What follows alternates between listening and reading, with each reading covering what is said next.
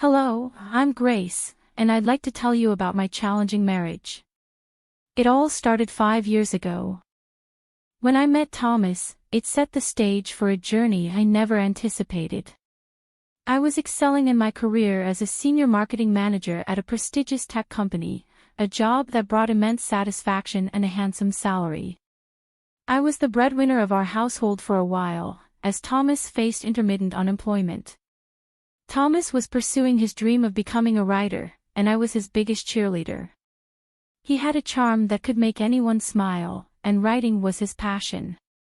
I believed he would make it big someday. Despite my own demanding career, I made sure to support his dream all the way. We often stayed up late, discussing the life we were going to build together. Thomas sometimes took odd jobs to help out, but I always told him not to worry. I was happy to support us while he figured things out. We had unshakable faith in each other's dreams and were ready to ride the ups and downs together. Now, let me tell you about Mary, my sister-in-law who lived in the captivating city of Auckland, New Zealand. While we weren't extremely close, I considered her part of our extended family. Thomas had always been fond of his little sister despite their age gap. She was only 23. Thomas often shared stories of their childhood, showing how deeply he cared for her. Though Mary and I hadn't formed a particularly tight bond, I cherished the moments we shared during family gatherings. She had a youthful zest for life. Mary's decision to study abroad was a bold one, and everyone supported it. One evening, after a grueling day at the office, I came home with aching feet, ready to relax. But Thomas, with his cheeky smile, had other plans. "Grace, there's something I need to discuss with you," he said. "Of course, Thomas. What's on your mind?" "It's about Mary. Her health has taken a serious hit, and the medical expenses in Auckland are astronomical. She reached out to me for help. Can we send her some money?" "Absolutely, Thomas. What happened to her?" "She's been dealing with some stomach issues, and the doctors are running tests to figure out what's wrong." "Oh no, poor Mary. We'll definitely help her." "Thanks, babe. I hate to burden you with this, but she's my sister, and I can't stand the thought of her suffering. You know I've been between jobs for a while now, and my savings are running low. Mary just graduated and is actively looking for a job, but it's not easy for her in her field. Family comes first, Thomas, and we'll make sure she gets the help she needs." "How much does she need?" "Just $5,000. I know it's a lot. We'll tighten our belts if we have to. It's the least we can do." "You're amazing, Grace. I promise I'll pay you back as soon as I find a stable job. I hate that it's come to this, but I'm so grateful for your support. Don't worry about paying me back, Thomas. Family sticks together no matter what." Without a second thought, I agreed to send the money. It was a decision made out of love, compassion, and a belief that family always comes first. I saw the genuine concern in Thomas's eyes for his sister's well-being and couldn't bear to see him burdened by worry. After all, what good was the money? I earned it. If I couldn't use it to help the people I cared about the most, then what was the point? I have always believed that wealth holds no real value unless it's used to make a positive impact on the lives of those you love. It wasn't about the amount or the inconvenience, it was about standing by Thomas's side and showing solidarity with his family. So, I transferred the money to Mary. Little did I know that this simple act of generosity would trigger a series of events that would turn my life upside down. A few weeks later, Thomas informed me that his mom, Charlotte, was making a spontaneous trip to Auckland to be with Mary. He explained that Charlotte was deeply concerned about her daughter's health and that he needed to drive her to the airport. As soon as I heard this, I knew I wanted to accompany them. I wanted to meet Charlotte before her flight, offering her some support and comfort during this stressful time. Even though Thomas said I didn't need to, I insisted. "So, Thomas, How's Mary doing? What's her exact diagnosis? Well, it's a bit complicated, Grace. She's been having these stomach issues, and the doctors are still trying to figure it out. Yes, dear, Thomas chimed in. They haven't pinpointed the exact cause yet. It's been quite a struggle for her. Stomach issues. That sounds vague. But she's been going to the doctor regularly, right? Oh yes, she's seen a few specialists, but they haven't concluded anything yet. It's been frustrating. Darling, we are hopeful she will get better soon. I'm going there to take better care of her. That's all a mother can do, you know. I hope so too. It's just strange that it's been a while and they haven't reached a diagnosis yet. For someone as young as her to have such issues. Let it go, Grace. Let's just focus on getting Mom to the airport right now. While Charlotte was away in Oakland, life continued as usual. I headed to work while Thomas stayed home, working on his novel. Another month passed, and then Thomas approached me with another request for money. He explained that Mary was relocating for a new job and needed financial help for her new apartment. Charlotte was still in Oakland with her, and from what I knew, Charlotte was wealthy enough to support Mary comfortably. Despite my doubts, I couldn't bring myself to question Thomas's family. I quietly sent Mary the requested $33,000, hoping this time it would truly benefit her. But then, a week later, Thomas dropped a bombshell that left me utterly flabbergasted. Grace, I need to ask you for something. Something big. What is it, Thomas? I need you to send my sister $50,000. $50,000. Thomas, that's half of my annual salary.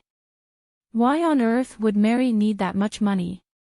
Mary's health is deteriorating rapidly.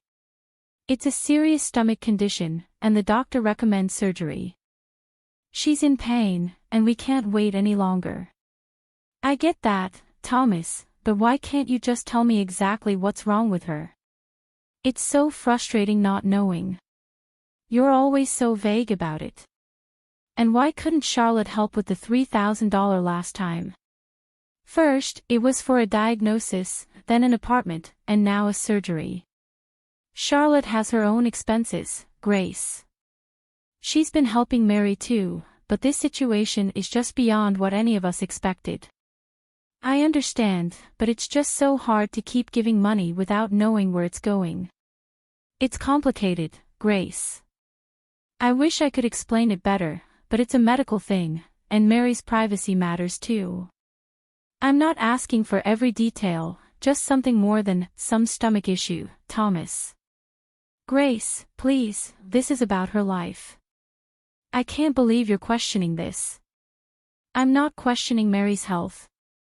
I just want some proof. You think I would lie about my own sister's health? I cannot believe you're being so heartless about this. I am not being heartless, Thomas. I am scared. I need to protect our future too. I can't drain our savings without knowing more. You know what, Grace? If you can't trust me on this, maybe we don't have a future together. I wouldn't want a divorce if you don't help me. Are you seriously threatening me with divorce over this? I thought you would support me when my family needs it the most. I want to support your family, but I also need to know I'm not being taken advantage of. If you won't share the truth, I can't keep sending money blindly. You're unbelievable, Grace. Fine, do what you want. But remember, you are making this choice. Don't go around telling everyone that I left you when it's completely your fault. I plopped down on the couch, feeling the weight of Thomas's request pressing on me. Thoughts swirled in my head like a blender on high speed. Why all the secrecy? First, it was for Mary's diagnosis, then an apartment, and now surgery. It just didn't add up. I sat there, wrestling with my thoughts.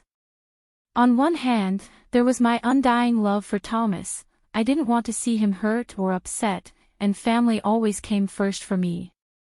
But on the other hand, something just didn't feel right. I needed some proof, some clarity, but all I got were vague explanations. In the end, my love for Thomas and my sense of family loyalty won out. I made the payment to Mary. She texted me a thank you note. As the sun rose the next morning, I broke the news to Thomas. "I'm sorry for doubting you, Thomas. I transferred the money to Mary." "You did, Grace. You are the best. I'm sorry for last night. The divorce thing just came out of my mouth. I didn't really mean it. No matter how hard I tried to play along, something just didn't sit right. Even after sending Mary the money, I couldn't shake the feeling that there was more to the story than met the eye. Thomas had threatened me with divorce the previous night, but once I sent the money, he transformed back into Mr. Charming. I couldn't ignore it.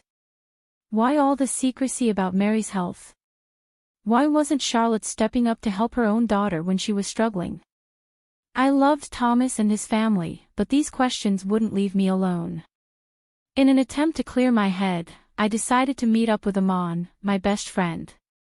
We chose the Cozy Cafe, our haven for heart-to-heart talks. I needed that comforting ambience more than ever to ease my troubled mind. "So, did I miss anything exciting at that dinner party you mentioned last night?" I asked as we settled in. "Oh, you missed out. It was a blast. Jenny wore this stunning red dress that would make anyone jealous. You know, the usual stuff, food, gossip, and a lot of dancing. Typical Jenny, making an entrance. Why weren't you there, by the way?" "Actually, that's what I wanted to talk to you about. Thomas and I had a fight." "No way, Grace. What's going on?" "Well, you know my sister-in-law Mary in New Zealand, right? She's been asking for money, claiming it's for her health issues." "Yeah, I remember seeing her at your wedding. She was just a kid then. What's her deal? Something feels off. I sent her some money before, but now she's asking me to send a huge chunk of my salary, and he threatened to divorce me if I didn't. That does not sound right. That was a shitty move on Thomas's part. Did you try talking to Mary directly?" "I did. I left her a few texts, but she was so vague about it. She just thanked me for the money and stuff. I don't know much about her anyway. You know, sometimes people spill more on social media than they intend to. Have you checked Mary's profiles? What's she up to?" "Mary isn't exactly on Facebook or Instagram. She's always been quite private. That is strange for a 23-year-old not to have any social media presence. Let me put my stalking skills to use." I took a quick break to grab the blueberry muffins and coffee we ordered from the counter, hoping to ease the tension. When I returned, Amon's face looked like she had seen a ghost. I leaned in and couldn't help but ask, "What's got you looking so shocked? Isn't this Mary? There she is on Instagram. Strange how I couldn't find her at first." "Well, maybe she blocked you." "Why would she do that? Take a look at her account. You're not going to like what you see." I started scrolling through Mary's Instagram, and, Manny, you will not believe this, Mary was at a Dua Lipa concert just a week ago. What on earth is going on? Not to mention how expensive those front row tickets would be. My heart sank as I scrolled through Mary's Instagram profile. There she was, living a life that seemed far from the struggles Thomas had described: fancy restaurants, designer bags and clothes, trips to Europe, and photos with internet personalities. Nothing about her life appeared to match the dire situation Thomas had painted. The final blow came when Amoni opened her Instagram story, showing Mary having a luxurious lunch with Charlotte at an upscale restaurant just 4 hours ago. Her follower count stood at around 20,000, a number that made her a budding Instagram influencer. How could someone with such a substantial online presence, who seemed to enjoy a life of luxury, be in financial straits as Thomas had claimed. Girl, she's flaunting a Gucci bag, and your husband claims she's broke. You'll definitely need to have a serious talk with Thomas, Amoni remarked. You're right, Amoni. I need to go. See you later. I dashed back home, my head swirling with thoughts, but Thomas was nowhere in sight. I couldn't sit still, so I restlessly paced the living room, my heart racing. Finally, Thomas walked through the door. Hey, baby, how was your day with Amoni? I asked. You're home early. It was very educational. I learned about a lot of things today. That's different. I just went for a walk to hit my daily step goal. Nice. You seem upset. Is everything all right with Amoni? Oh, come on, Thomas. Did you know about this or not? Know about what? I pulled out the screenshots of Mary's photos that Amoni had sent me. Thomas's face turned pale as he gazed at the screenshots. I could see the regret in his eyes. Where did you find these? It doesn't matter where I found them. The question is, did you know? Look me in the eyes and admit you've been keeping things from me. Thomas nodded reluctantly. Yes, I have. Why in the world would you lie about something like this? And where did all the money I worked hard for go? It's a complicated situation. I'm not accepting that as an answer. You better start talking. Mary needed money because she didn't finish college. She dropped out. What? And who was going to tell me that? You said she graduated. Yeah, I never told you. I lied. She wanted to become an influencer and needed money to maintain that lifestyle. I thought I could help her out. So you sent her money so she could splurge on designer clothes and bags and build a fake social media life. You don't understand, Grace. She realized college wasn't for her, so there was no illness, no surgery, no new job, and no new apartment. You lied to me, took the money I worked hard for, and threw it at your sister who just wanted to live a glamorous social media fantasy. What about Charlotte? Why did she fly out to Oakland? She's no saint. They come from a family of liars. They are actually planning to fly to Paris for an influencer event on Mother's Day. It's a thing where everyone brings their mother as their date. I can't believe you tried to sell me the story that your sister was seriously ill when in reality you needed money for these first-world problems. Please forgive me, Grace. And then you threatened to leave me, huh? Aaron, you are such a manipulator. I'm sorry. I seriously did not mean it, babe. Please, can I do anything to make it up to you? You want to make it up to me? Okay, let's divorce. You can't be serious. Yes, you threatened me with divorce, but you know what? Now I genuinely desire a divorce. Life got really messy at home. Thomas and I were living in different corners of our own house. I needed a break from more than lies, so I booked a flight to my parents' place. My flight was in 2 days, but just when I thought things could not get crazier, Mary herself rang me up one morning as I was having my coffee. I stared at my phone, wondering what on earth she wanted. Finally, I answered, Grace, you must listen carefully. You have no idea what you're getting yourself into.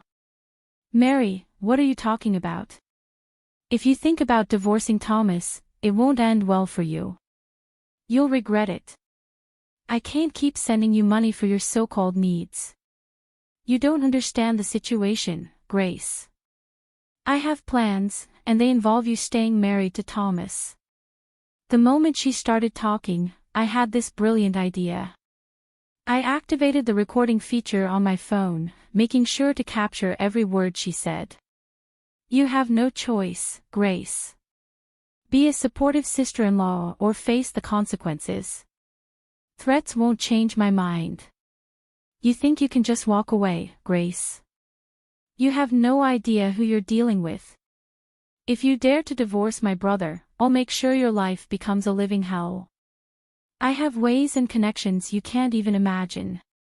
Well, Mary, it seems like you have your bag of threats, but I have something too.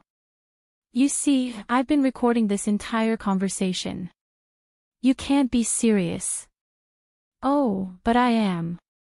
And now I'm giving you 1 month to return every cent you took from me. Otherwise, say goodbye to that online empire you were trying to build. I'll leak this recording to make sure each one of your followers hears the truth. Grace, please don't do something drastic. Okay. Just give me some time, and I'll pay you back. I promise. 1 month, Mary. Don't test my patience again. In the end, I did get the money back from Mary. She wired it to my account a day before the 1-month deadline expired. Thomas and I, well, we couldn't fix what was broken. So, I went ahead and filed for divorce, which, let me tell you, was not a walk in the park. But hey, sometimes you have to do what is right for you. Being single again has its perks. Work is more exciting, socializing is a blast, and I'm living life on my own terms. I bought myself a new apartment, a place I can call my own. My family and friends often ask me how I manage to keep my spirits high through all that craziness. I just give them a huge smile and say, when people cross lines with you, sometimes you have to cross some lines too. Don't play the victim. Take control of your life and your happiness. Mr. De La Cruz just ended a phone call, looking really happy. Using my skills, I moved over $10 million through 4 countries and 12 banks, successfully handling his funds and protecting him from government scrutiny. I'm Tony Cardone, known and respected for my expertise in moving money, hiding funds, and keeping people safe from legal issues. I don't ask where the money comes from, and I don't interfere with their business. To protect myself from legal issues and stay morally upright, I follow a simple rule. Don't ask questions to avoid being lied to. My work has earned me a good income.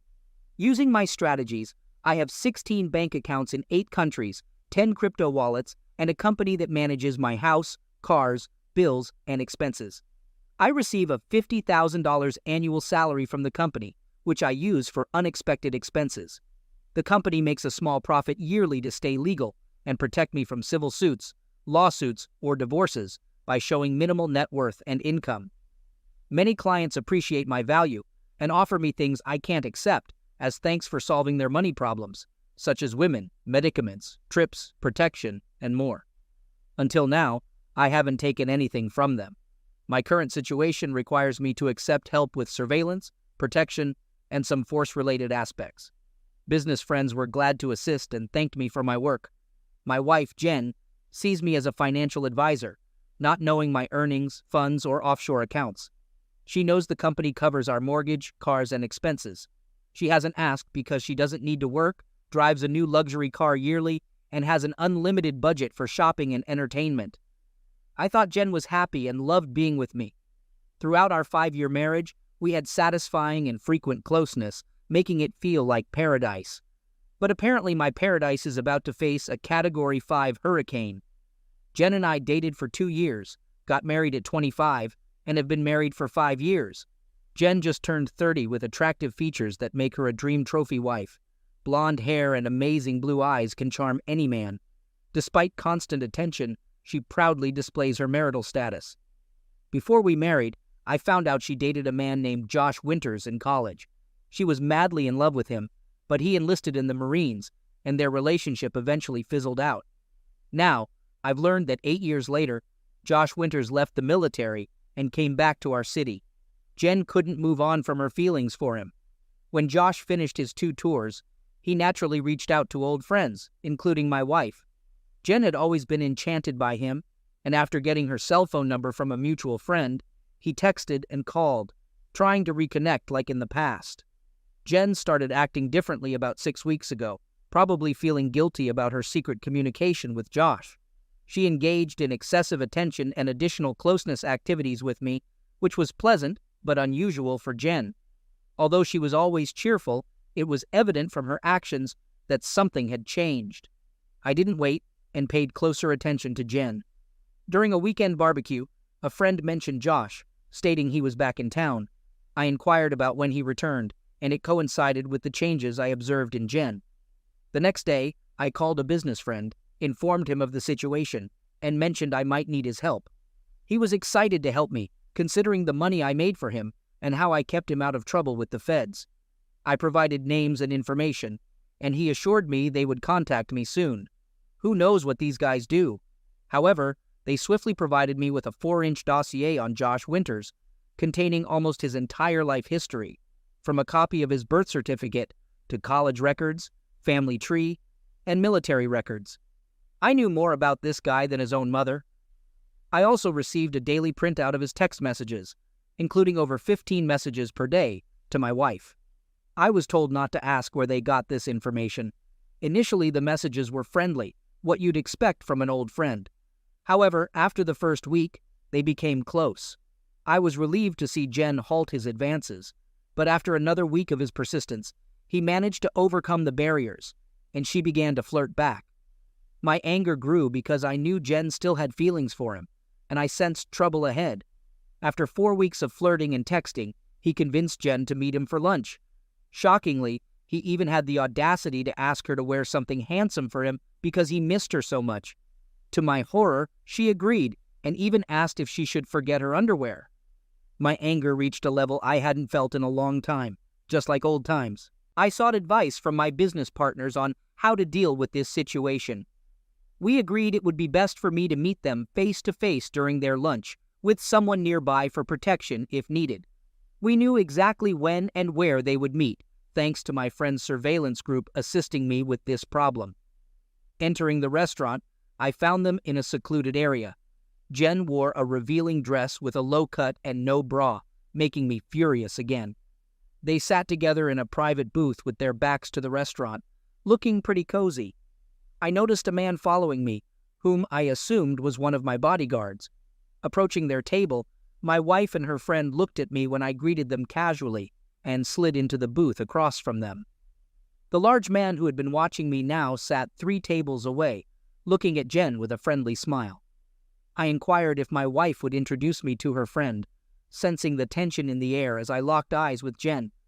Josh appeared confused when he glanced at me, while my wife displayed a mix of shock and guilt.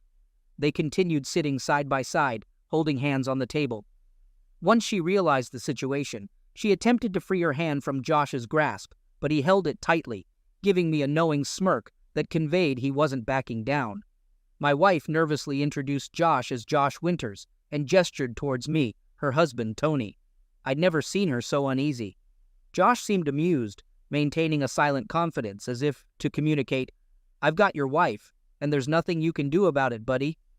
Remaining composed, I addressed Jen, expressing my need to talk to her privately for a few minutes. I requested him to let her step away from the table.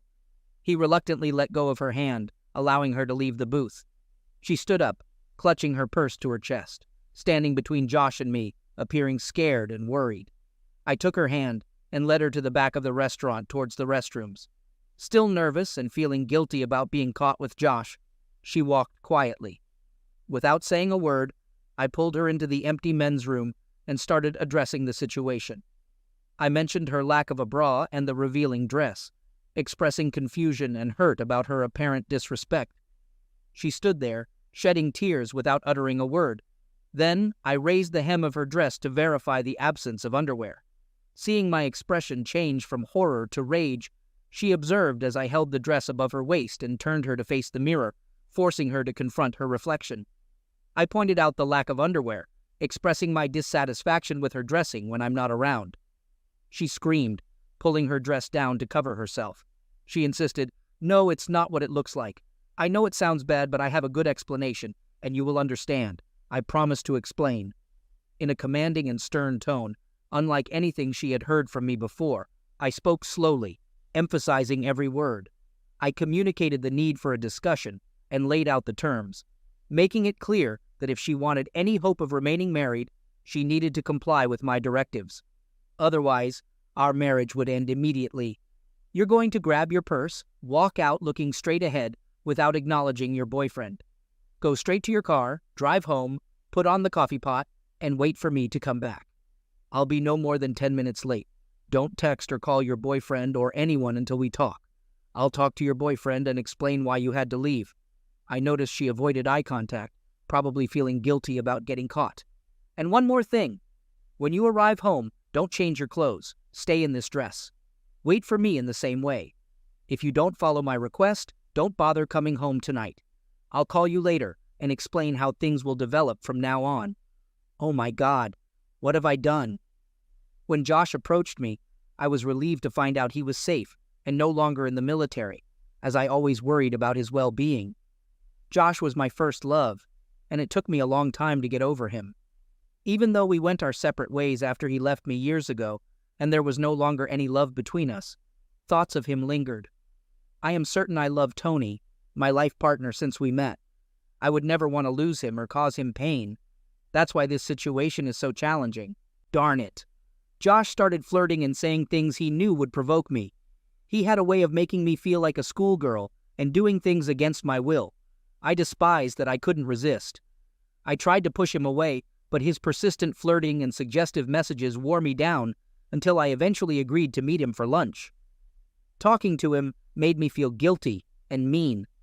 I knew I shouldn't be doing this, and I should have told Tony about Josh's return and our conversation, but I kept it a secret, and the regret is overwhelming. Josh has a knack for making me feel connected to him. When he asked me to wear something handsome, I agreed, knowing it was wrong, and that I shouldn't even be going to lunch with him, let alone wearing that dress. Yet I did it.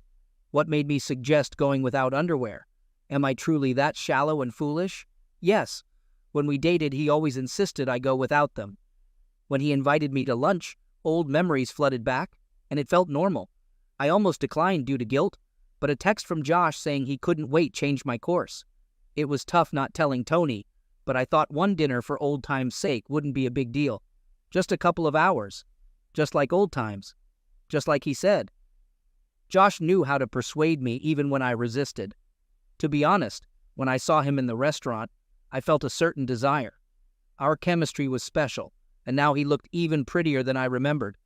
8 years in the Marine Corps sculpted muscles that any woman would admire. My face turned red as he kissed me and helped me into a private booth. It felt like old times, laughter, happiness, and excitement. When he held my hand on the table, I felt safe and warm. We were there for just a few minutes, laughing and enjoying ourselves, when out of nowhere, Tony appeared in front of us. Suddenly, he sat down right in front of us with a sadistic smile, sending a chill down my spine. My heart stopped as I realized the gravity of my actions. When Tony saw us holding hands, my world crumbled. I saw pain and anger in his eyes, and I wanted to jump over the table, hug him, and tell him how much I loved him, easing his pain. I could never intentionally hurt Tony, but that's exactly what happened. The way he looked at me with disgust and contempt shattered my heart. The man I love, who I've been with for the last 5 years, saw me with another man, an old flame. I was paralyzed and speechless, not knowing what to do. When Tony said he wanted to talk, my heart sank, anticipating the end of our relationship. As he pulled me into the men's room, I didn't know what to expect. When he lifted my dress to reveal I wasn't wearing underwear, I nearly fainted. I can only imagine what he was thinking. In that moment, I felt like a fallen and unfaithful wife. When he told me to go home and wait for him, the gravity of his words scared me. I knew I had to listen to save our marriage and make him understand why I did this. I need to fix this and agree with whatever he says. When he mentioned talking to Josh alone, I got worried for Tony. Josh is much bigger and has 8 years of Marine training. I feared Tony might get hurt. I wanted to tell him not to do it, but I felt confused. I tried to apologize, but Tony insisted I go home, saying he would be there soon. When he told me not to change clothes, I realized I was in trouble, and explaining my actions would be difficult. How did I let Josh convince me to do this? I didn't want him in my life. I just wanted to reminisce and have some fun. From Tony's perspective, though, I looked like I was about to have bed life with Josh. Darn it. How can I fix this? I felt like everyone was watching me as I walked to my car. I didn't dare look at Josh, and I knew he wondered where I was going. It took a few minutes before I stopped crying enough to drive home. It felt like the longest trip ever. Seeing pain in Tony's eyes made me cry again. How could I do this to him? I can't believe I let Josh manipulate me like that. Now I have to make Tony understand and forgive me. Darn, I'm in such a mess.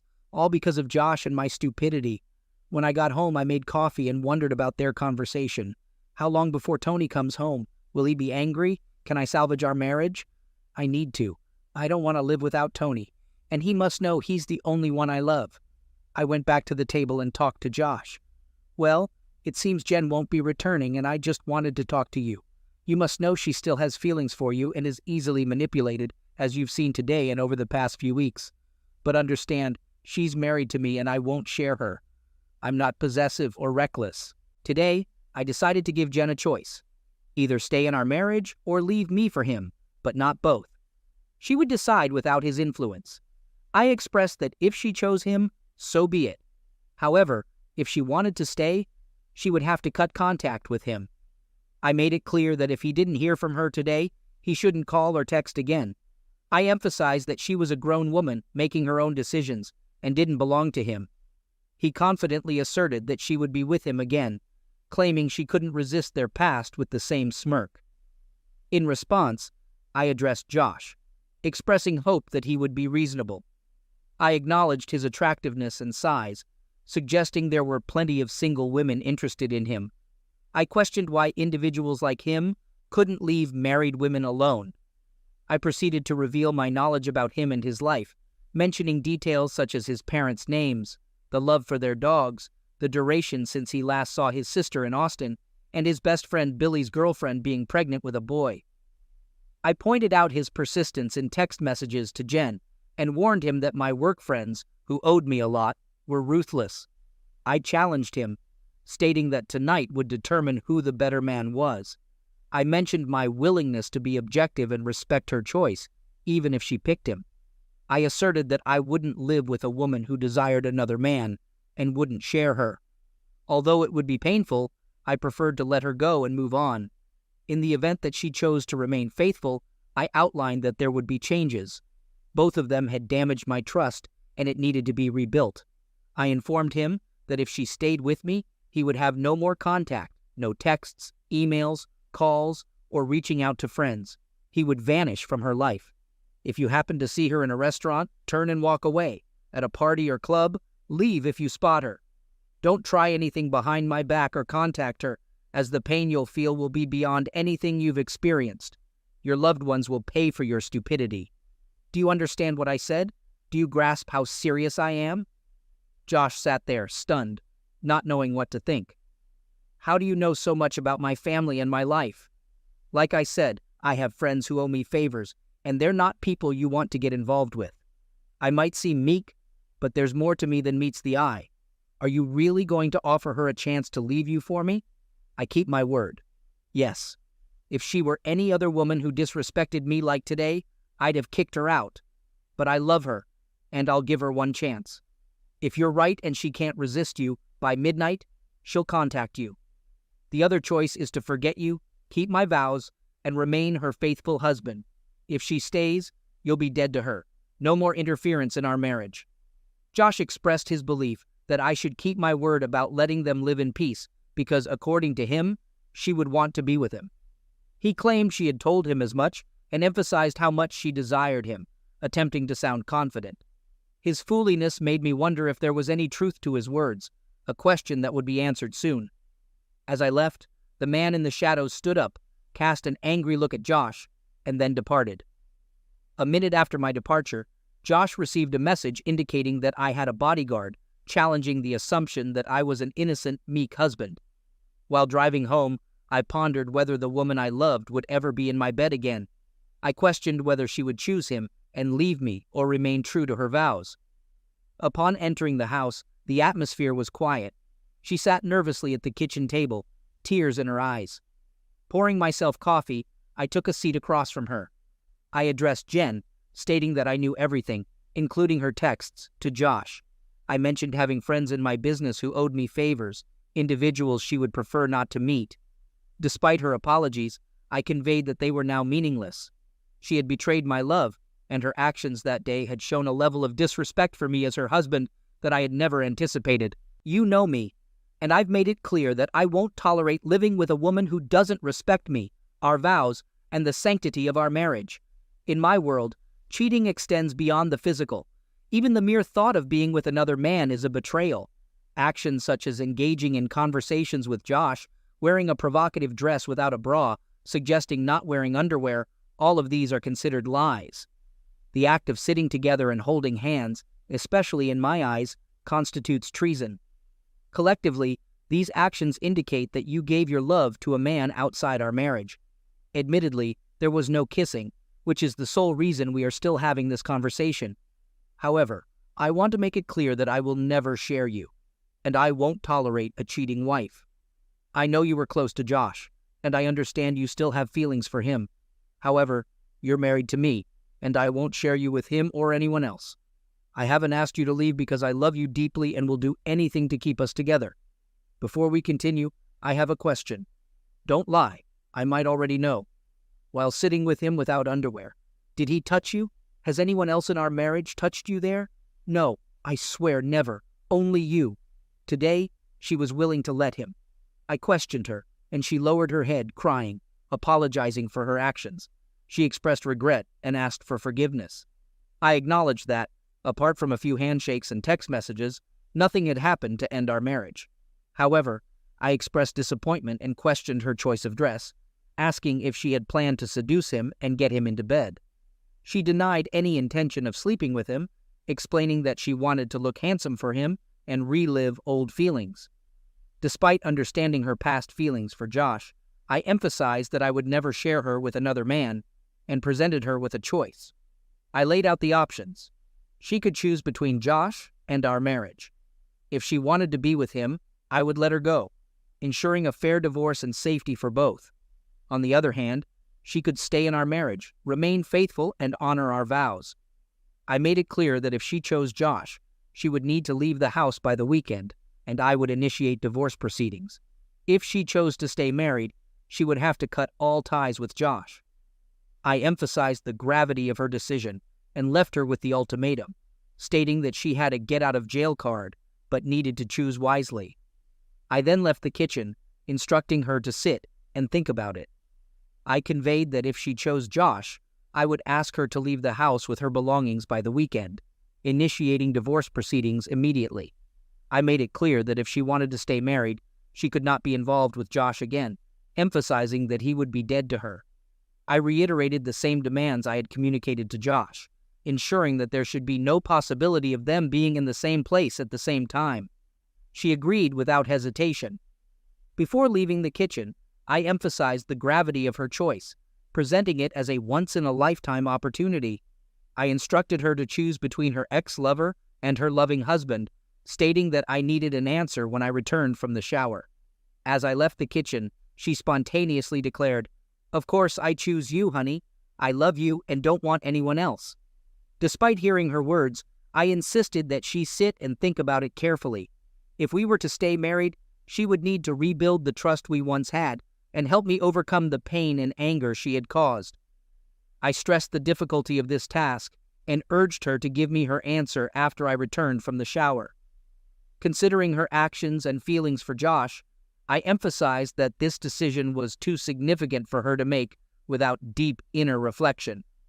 After taking my time showering and getting dressed, I returned to the kitchen. She ran up to me, expressing love and remorse, promising never to leave me and vowing to be the perfect wife. She declared her desire to have my children and pleaded for me not to leave her, emphasizing that I was the only man in her life. We shared moments of kissing and hugging, and then I carried her to our bed, feeling a sense of having my wife back. Fueled by anger, my actions led to a closeness encounter with this beautiful woman, who willingly surrendered herself to me. She expressed love, urging me to take her, pulling me closer and kissing me tenderly. We shared a prolonged moment of closeness, reaching emotional highs together. Afterward, we silently embraced for an hour, feeling a sense of reconnection as the world around us faded away. We embraced the roles of husband and wife again, confident that nothing would ever come between us. The following day, Josh concluded, "She didn't call me, so I guess she decided to stay with this idiot. I can't believe this." Our connection and her actions made me think she would want to stay with me. If I could have gotten her into bed that day, she would have left Tony in a heartbeat. As soon as I can do this, she will be mine again. Her husband really messed up my plans. Who is this guy, and how does he know so much about me and my family? Well, I'm not done yet, and I think I can get her back. Sorry, Tony, but you're going to lose this girl. A few days later, idiot. Josh finally texted Jen, trying to convince her to leave me and be with him, which didn't surprise me. The good news was that Jenna showed me the text message and didn't respond to it. I told her I had already seen his message and was glad she didn't respond. Showing me the text was a smart step towards repairing our trust issues. The following day, I sent a text to Josh, inquiring about his parents' success in finding Casey and Mickey. Josh promptly called his parents, learning about their distress upon discovering the dogs were missing. He realized that his involvement with Jen had hurt his parents, despite Tony's previous warning. To emphasize the seriousness of the situation, I made the dogs disappear for a few days under close supervision after Tony's warning. Josh called me back immediately after speaking with his parents, expressing anger and concern. He demanded to know what I had done and issued a threat, stating that if the dogs weren't alive, he would do bad things to me. I responded by reminding him of my earlier warning not to mess with Jen and emphasizing the pain he would feel if he got involved with her. I assured him it was just a temporary disruption and that the dogs would be back soon.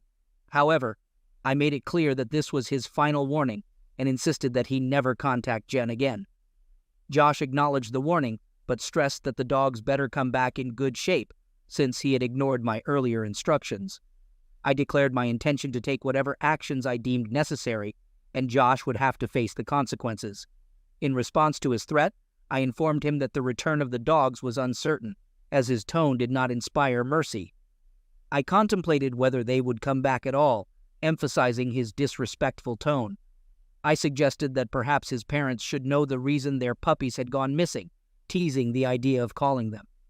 Josh, realizing the severity of the situation, apologized and pleaded for the return of the dogs, promising to stay away. I accepted his apology, but warned that next time, it wouldn't be the dogs disappearing. He agreed to stay out of Jen's life, and I assured him that the dogs would be back soon. However, I reminded him of my physical distance and lack of control over everything, stating that the people involved had their own opinions. I promised to discuss the matter with them and see what could be done. I expressed my hope that we wouldn't need to have another conversation, warning Josh that if we did, he would be dealing with much more significant issues. At 3 o'clock the next night, Josh's parents experienced tears of joy upon the return of their beloved dogs, who were barking on their porch. Unaware of what had transpired and that their son had been involved, they felt immense relief. Josh, upon hearing the news, expressed relief at the return of the dogs and sent me a brief thank you message. Subsequently, he grasped the gravity of the situation, distanced himself from Jen, and secured a job in another city several hours away. Despite attempting to gather more information about me, Josh could only access public details, indicating that I worked as a financial advisor. Realizing that additional information was sealed, he decided to move on and start a new life, severing ties with his old flame. Concerned about the possibility of Josh re-entering her life, I took proactive measures. 2 weeks after the incident, I presented Jen with a postnuptial agreement, drafted by my lawyer. The agreement outlined her willingness to relinquish everything, including rights to any children born during our marriage in the event of infidelity. While it couldn't prevent a recurrence of her previous encounter with Josh, it provided ample incentive for her to consider the consequences, given my increased attention and the knowledge that I would consistently check in on her. Alongside the post-nuptial agreement, we faced any potential challenges that lay ahead. Approximately a year later, Jen became pregnant with their first child, and the couple grew closer than ever. Recognizing the close call that nearly jeopardized her life, Jen committed herself to making me happy and strengthening our family. The specter of Josh gradually faded, and it seemed as if he had never existed. Despite the potential for irreparable damage in a single day, my love and approach towards challenges played a pivotal role in saving our marriage. Title: I came home early to find my wife in bed with another man. What I did next. Left them. Speechless and begging, let's start the story. It was a typical Wednesday morning in the bustling city of New York, where life moved fast, and so did the people. James Carter. A 34-year-old marketing executive known for his dedication and sharp mind had started his day like any other. He sipped his black coffee while scrolling through his emails, ready to tackle the usual chaos of corporate life. James was the kind of man who believed in loyalty and hard work, values he held dear not just in his career but also in his marriage too. Rachel Carter, a freelance graphic designer. To anyone looking in from the outside, their relationship seemed picture-perfect. A loving husband, a talented wife, and a cozy apartment overlooking the Brooklyn skyline. Little did James know that day was about to take a sharp, unexpected turn. Around noon, a client canceled an important meeting, leaving James with an unusually free afternoon. Excited at the rare opportunity to surprise Rachel, he decided to head home early. The thought of spending some unexpected quality time with her brought a rare smile to his face as he stepped into his car and navigated through the busy streets of Manhattan. But as he approached their apartment door, an unsettling silence greeted him, a silence that would soon change his life forever. Ethan Carter's life with Olivia had always appeared flawless to anyone looking from the outside. They were the quintessential Chicago couple, young, successful, and deeply in love, or so Ethan thought. Their marriage was built on trust, or at least that's what Ethan believed during their years together. Weekends at the Lake Michigan shoreline, late-night takeouts from their favorite West Loop diners, and shared dreams of starting a family made their bond seem unbreakable. But cracks began to form in this perfect picture. It started small, unexplained late-night phone calls where Olivia claimed it was work, or business trips to San Francisco that seemed oddly timed. Her once warm and affectionate demeanor turned cold, almost distant. The woman who used to laugh at Ethan's jokes during their morning coffee dates at the Bookseller Cafe now seemed preoccupied, her mind elsewhere. Ethan couldn't shake the feeling that something was wrong. At first, he dismissed his suspicions as paranoia, chalking it up to work stress or the natural ebb and flow of marriage. But the signs became harder to ignore. One evening, while Olivia was in the shower, Ethan's suspicions reached a breaking point. Her phone, left unattended on the kitchen counter, buzzed with a message that caught his attention. It was from a contact saved as Maya, but the message read, "Last night was incredible. Can't stop thinking about you." Ethan's stomach dropped. Maya wasn't a coworker or a friend. Ethan knew every name in Olivia's close circle. His hands trembled as he scrolled further and discovered an entire thread of messages exchanged over the past few weeks. The texts left no room for doubt. Olivia was cheating on him. The discovery hit Ethan like a freight train, leaving him gutted. Anger surged through him, but so did heartbreak, a profound sense of betrayal by the woman he had vowed to spend his life with. Yet in the midst of the emotional turmoil, something within Ethan shifted. He wasn't going to let himself be the victim of their deceit. As he closed her phone and put it back in its place, he knew one thing for sure. He needed answers. And more importantly, he needed a plan. The seeds of Ethan's revenge were planted that night, growing steadily as he connected the dots and pieced together the extent of Olivia's betrayal. What started as heartbreak was beginning to transform into cold, calculated resolve. James stepped into the apartment, expecting to hear the familiar hum of Rachel's favorite playlist or the clinking of dishes from the kitchen. Instead, he was met with an eerie silence that immediately sent a chill down his spine. Something felt off. His usually warm and inviting home now carried an unsettling stillness, as though it were holding its breath. Setting his briefcase down quietly, James called out Rachel's name, his voice echoing in the emptiness. There was no response. As he moved deeper into the apartment, his heartbeat quickened. The bedroom door was slightly ajar, a sliver of light spilling into the hallway. From inside, He could hear faint, muffled sounds, barely audible but enough to stir suspicion. Each step closer felt heavier, the air thick with tension. James pushed the door open slowly, and what he saw next froze him in place. There, in the bed he had shared with his wife for the past 6 years, lay Rachel entwined with another man. For a moment, time seemed to stop. James stood in stunned silence, his mind racing to make sense of the betrayal unfolding before his eyes. The woman he had loved and trusted completely had shattered the very foundation of their life together. Waves of emotions hit him all at once: shock, anger, heartbreak, and an unbearable sense of grief. His legs felt weak, but he forced himself to stay rooted, his mind struggling to process the scene that had just upended his world. James didn't realize when his grip on the door tightened, but the sound of it slamming open startled the pair on the bed.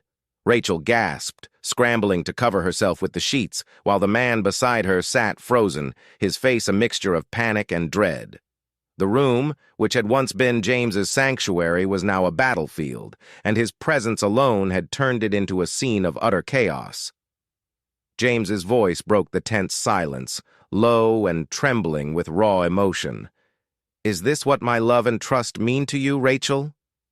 His words cut through the air like shards of glass, exposing the weight of his heartbreak and the depth of his anger.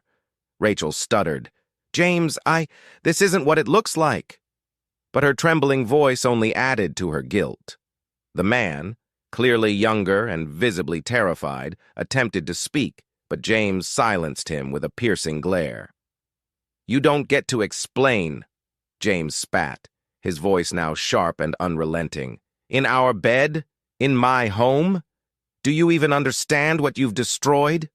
His words were not loud, but the fury behind them left Rachel and her lover visibly shaken.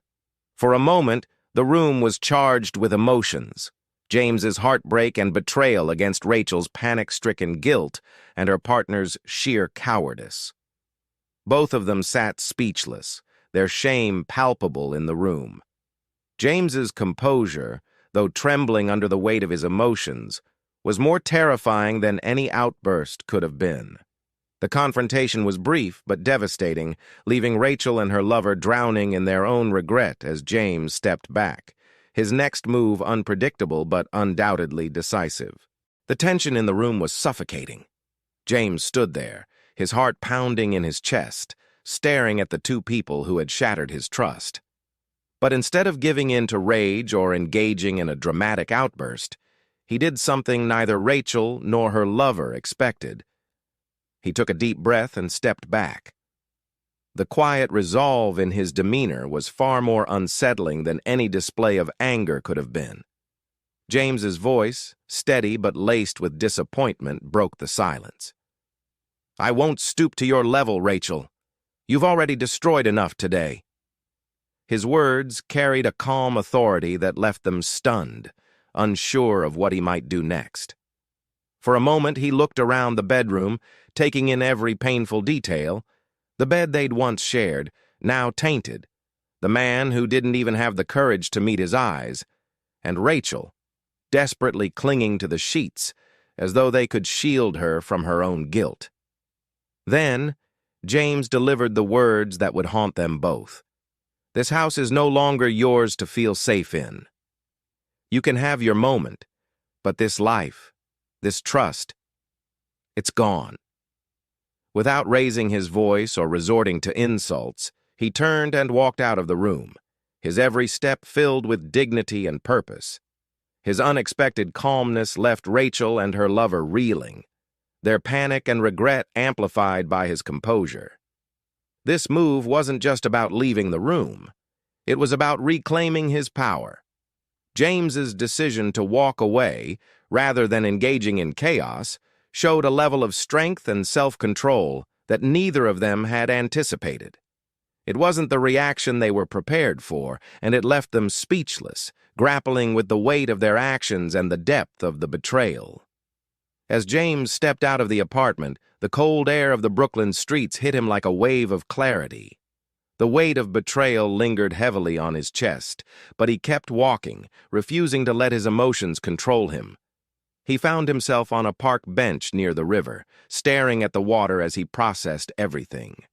Anger, sorrow, and confusion swirled within him.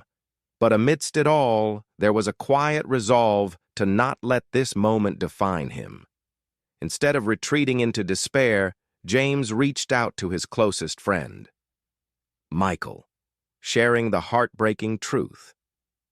Michael listened without judgment, offering words of support and reminding James of his own strength and worth. For the first time that day, James felt a small flicker of relief. Back at the apartment, Rachel was a wreck.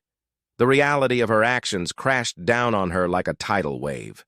She paced the room, tears streaming down her face, while the man she had chosen to betray James with slipped out, unwilling to face the consequences. Rachel tried calling James, leaving tearful voicemails begging for forgiveness, but her words went unanswered. The silence from James was deafening, forcing her to sit with her own guilt. She realized what she had destroyed: a loyal, kind husband who had always prioritized her happiness. Days turned into weeks, and Rachel's regret deepened with every moment of James's absence. She sent messages, apologizing and asking for another chance, but James had already begun a journey of healing. Instead of responding to her pleas, he focused on rebuilding his life, embracing self-growth, and regaining his dignity. While Rachel was consumed by guilt, James found solace in new routines. Morning runs along the Manhattan skyline, reconnecting with old friends, and diving into work with a renewed sense of purpose. The contrast was striking. Rachel, burdened by shame and regret, and James, rising above the ashes of betrayal with resilience and grace. Her desperation only highlighted his strength, showing that while she sought redemption, James had already found something far more valuable: his self-respect and a fresh start. After weeks of silence, Rachel finally received the message she had been dreading but knew was inevitable. James had requested to meet, not at their apartment, but at a quiet coffee shop in Soho, a neutral space far removed from the memories of their shared life. As she sat nervously clutching her coffee cup, James walked in with an air of calm and quiet strength. He looked different, more composed, more sure of himself. Rachel's heart sank, knowing she was about to face the consequences of her betrayal. James began, his tone steady but firm. "Rachel, I've had time to think, to reflect on everything that happened. I won't deny the pain you caused me, but I won't let it define me either. What we had is gone, and there's no rebuilding what you chose to break." His words were final, yet they carried no malice, only a sense of closure. Rachel tried to plead, tears streaming down her face as she begged for one last chance, but James shook his head gently. "This isn't about punishment or revenge. It's about me choosing myself for once." Walking away from Rachel wasn't easy, but it was necessary. James knew that staying in a broken relationship would only compromise his self-worth, and he refused to sacrifice his dignity for someone who had taken it for granted. Instead of wallowing in the past, he embraced the future with open arms. He moved into a new apartment in Hacker, Williamsburg, a space that symbolized a fresh start. Each day he focused on personal growth, whether it was pursuing hobbies he'd neglected, excelling at work, or simply enjoying the peace of being on his own. The moral of James's journey was clear. No matter how much you love someone, your self-respect must always come first. Betrayal may leave scars, but it also paves the way for strength, independence, and a renewed sense of purpose. James's story wasn't just about heartbreak. It was about rediscovering himself and proving that dignity and self-worth are the most valuable things one can hold on to. As he watched the New York skyline glitter under the evening sky, James felt a sense of peace he hadn't known in years. He hadn't just survived betrayal. He had grown beyond it. As James stood on the rooftop of his new apartment, gazing out at the glittering Manhattan skyline, he felt an overwhelming sense of freedom. The weight of betrayal, which had once crushed him, now felt like a distant memory. He thought back to the day he had walked out of that room, leaving Rachel and her regret behind, and he realized how far he had come since then. The pain, though sharp at first, had taught him the most important lesson of all. Self-respect is not negotiable, no matter how deep the love or how long the history. Rachel's apologies, her desperate attempts to make amends, no longer haunted him. They were now just echoes of a past life, a life he had left behind to embrace something greater, his independence, his dignity, and his renewed sense of purpose. James had chosen himself, and that decision had opened doors to a future filled with promise and peace. With the cool night breeze brushing against his face, James let out a deep breath and smiled.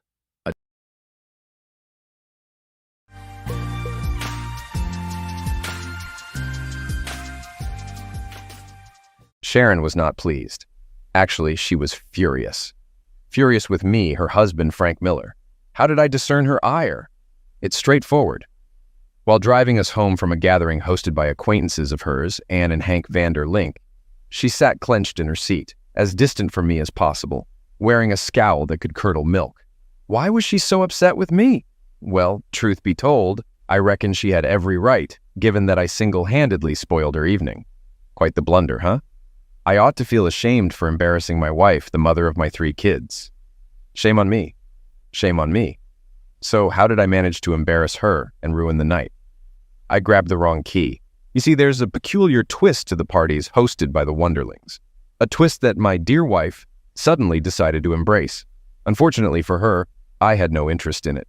We'd never attended one of their gatherings before, but my wife, married to me for a decade, neglected to inform me that the evening's affair would deviate from the usual party scene. She neglected to inform me beforehand that at this gathering, all the wives were expected to place their house keys in a bowl. Subsequently, the husbands would blindly select a key from the bowl and then accompany the corresponding wife to her bedroom for an entire night of love-making, illicit pleasures. As the party drew to a close and I suddenly grasped the nature of the event, I nearly lost my mind. I've never been so furious with Sharon. I seized her hand and pulled her into the kitchen. "Did you have prior knowledge of how this party would conclude?" I demanded. She met my gaze with a smirk. "Yes. And you didn't see fit to inform me of this crucial detail beforehand?" "No, because I knew you wouldn't consent if given the choice." "You're absolutely right. I won't consent to this, and I always have a choice. Let's depart from here. We can't leave now. It would be impolite. You'd place me in an uncomfortable situation. Furthermore, it's just for one night. It could inject some excitement back into our marriage. I can do without this type of excitement. Let's apologize and leave." "We truly need a bit of excitement, Frank." "I only need a bit of excitement for one night. I want to feel desired, not solely as a wife and mother. It's just one night and it won't happen again. Plus, I already dropped our house key in the bowl, so we're committed," she reasoned.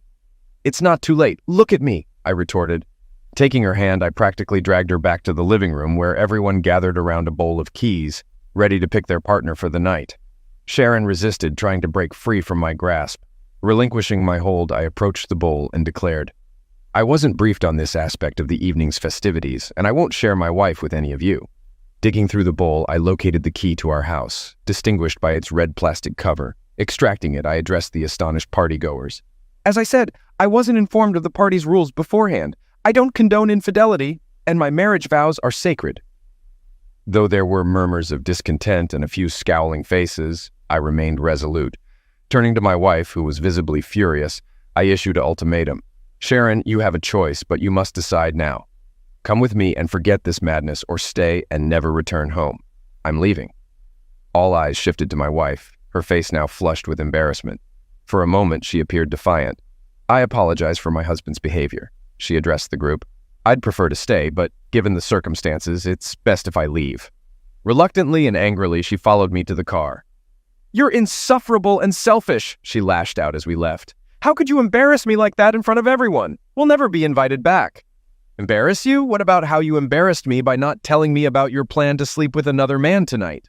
Well, you could pick one of the other wives, and we could both enjoy ourselves. I don't desire another woman, Sharon. I reserve this lovemaking activity exclusively for my wife, and I'm quite dismayed to discover, after a decade of marriage, that you want to share your bed with another man. It would only be once, Frank. Out of all the countless nights we've shared and will continue to share, you're proposing just one night with someone else? It's not a minor request, especially considering I've been a faithful husband for the past 10 years. In truth, Sharon, this is a significant request. I can't believe what I'm hearing. But it means so much to you, doesn't it? Yes, Frank, it does. I've been anticipating this for weeks. A night where I'm not just a wife and mother, but a woman experiencing adventure, feeling cherished, and indulging in a few hours of closeness with another man.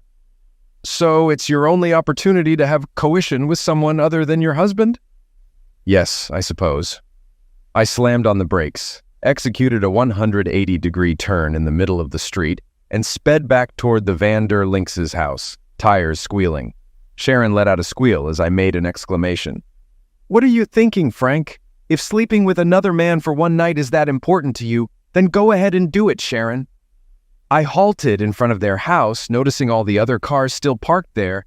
It seemed there was still time for you to join in. So go ahead, step out. Have a good time tonight. Find some stranger to satisfy you in ways I evidently can't. Frank, this is just an adventure, something different. Your performance is always perfect and you know how to please me. But I can't go to them alone. We both have to participate. Each of us has to spend the night with a new partner. I've already told you, I want no part in this. Sharon, I've never been unfaithful to you, and I won't sleep with another woman until our marriage is over. What does that mean? It means exactly what I said. It's decision time, Sharon. So if you're going to do this, go ahead and join your unfaithful friends. I'm sure they'll welcome a beautiful woman into their circle, even if she's not accompanied by her husband. Sharon reached for the doorknob but hesitated. I could see her contemplating. Could you pick me up in the morning, Frank? You know, wherever I end up, I'll call you and let you know. It would mean a lot to me. No chance. But I'm sure your new lover will be happy to take you wherever after spending the night with you. It sounds awful when you put it like that, Frank. He won't be my lover. He'll simply be someone new, a one-night experience, that's all. I love you, Frank. You're the only man I've ever loved or will ever love. Do you truly believe that? You can't claim to love me and then go through with this plan. Let me clarify. You're just seeking a new carnal encounter, right? Consequently, another man will potentially impregnate you. That's crude, Frank. You know I'm on birth control, so that's not a concern. He won't get me pregnant. But yes, just one night with someone new. It'll be thrilling. Have you ever wondered what it's like to explore someone new lovemaking? Just a new experience, new sensations, everything fresh and different. Just wait and see. Our closeness will be better than ever. Well, enjoy your time with the new guy and the new sensations. Sharon, I hope you're aware of what you're doing. It's only one night, Frank. It's not a big deal. Even a second would be too much. We have our entire future together. If you do this, we won't have anything left. I'm pleading with you, Sharon. Please don't do this. You're overreacting, Frank. And I'm sticking to my decision. You won't ruin my night. I want to experience something new. And you can't stop me. I'm going through with it, and you'll just have to accept it. Do you understand? Tomorrow morning, I'll be completely devoted to you again, and I'll make you forget all about this. Tomorrow morning, you'll be history. I'll never want you again after you let another man have what I've always considered mine. Now you're being irrational. I belong to you, and you'll want me too. I'll make sure of it. Sharon, listen to me. If you leave this car and go back to that house, it's over between us. Your one night will cost you your marriage and your family. No, that won't happen, Frank. I won't allow it. We're married and always will be. We're meant for each other. I love you, and I know how much you love me. We'll get through this. You'll see. I'll make it up to you countless times. You're breaking my heart, Sharon. Don't act like a child. Think of it as taking me on an adventure. What's exciting for you is the end of us. You're not making sense, Frank. I'll change your mind in the morning, and you know how I'll do it. Do you honestly think I'd touch you after you spend the night with someone else? You'll touch me, and more. I'll ensure that. God, I never realized how foolish you are. Get out. My words stunned her, but she opened the car door and began to exit. See you in the morning, Frank. I shook my head sadly, sighing. "No, Sharon, I won't see you." And as soon as she pushed the door to close it, I stepped on the gas pedal, making the tires squeal again, this time for half a block. As I drove away, I stole a glance at her in the rearview mirror. She looked completely stunned, standing on the side of the road in disbelief, mouth agape, still motionless as I turned the corner and she vanished from sight. In my heart of hearts, I prayed she'd call me immediately, admit her mistake, and ask me to come back for her. But she didn't. I was shattered and overwhelmed. Tears streamed down my cheeks, blurring my vision. My wife had just chosen a night with a stranger over our 10 years of marriage. Based on her behavior, I'm convinced she genuinely believed I'd brush off her little scheme. Maybe she expected me to be mad for a couple of days, then she'd charm me back into bed and everything would be forgiven. Well, she couldn't have been more mistaken. My dad once told me that if a woman is seriously contemplating sleeping with another man, she's already mentally done it. For a married woman to entertain such thoughts, she's already broken her vows. Sure, it's normal to fantasize about an attractive person, but if she's plotting how to make it a reality, she's already crossed the line. As painful as this realization is, it's shattered our marriage, and it's time to move forward. The real tragedy in all of this is our 3 children, 9-year-old Jocelyn, 8-year-old Rebecca Ann, and 4-year-old Frank Jr. How can I bear to be without them every day? But I can't let Sharon's actions go without serious consequences. The kids were at my mother's for the weekend, giving me time to plan my next moves.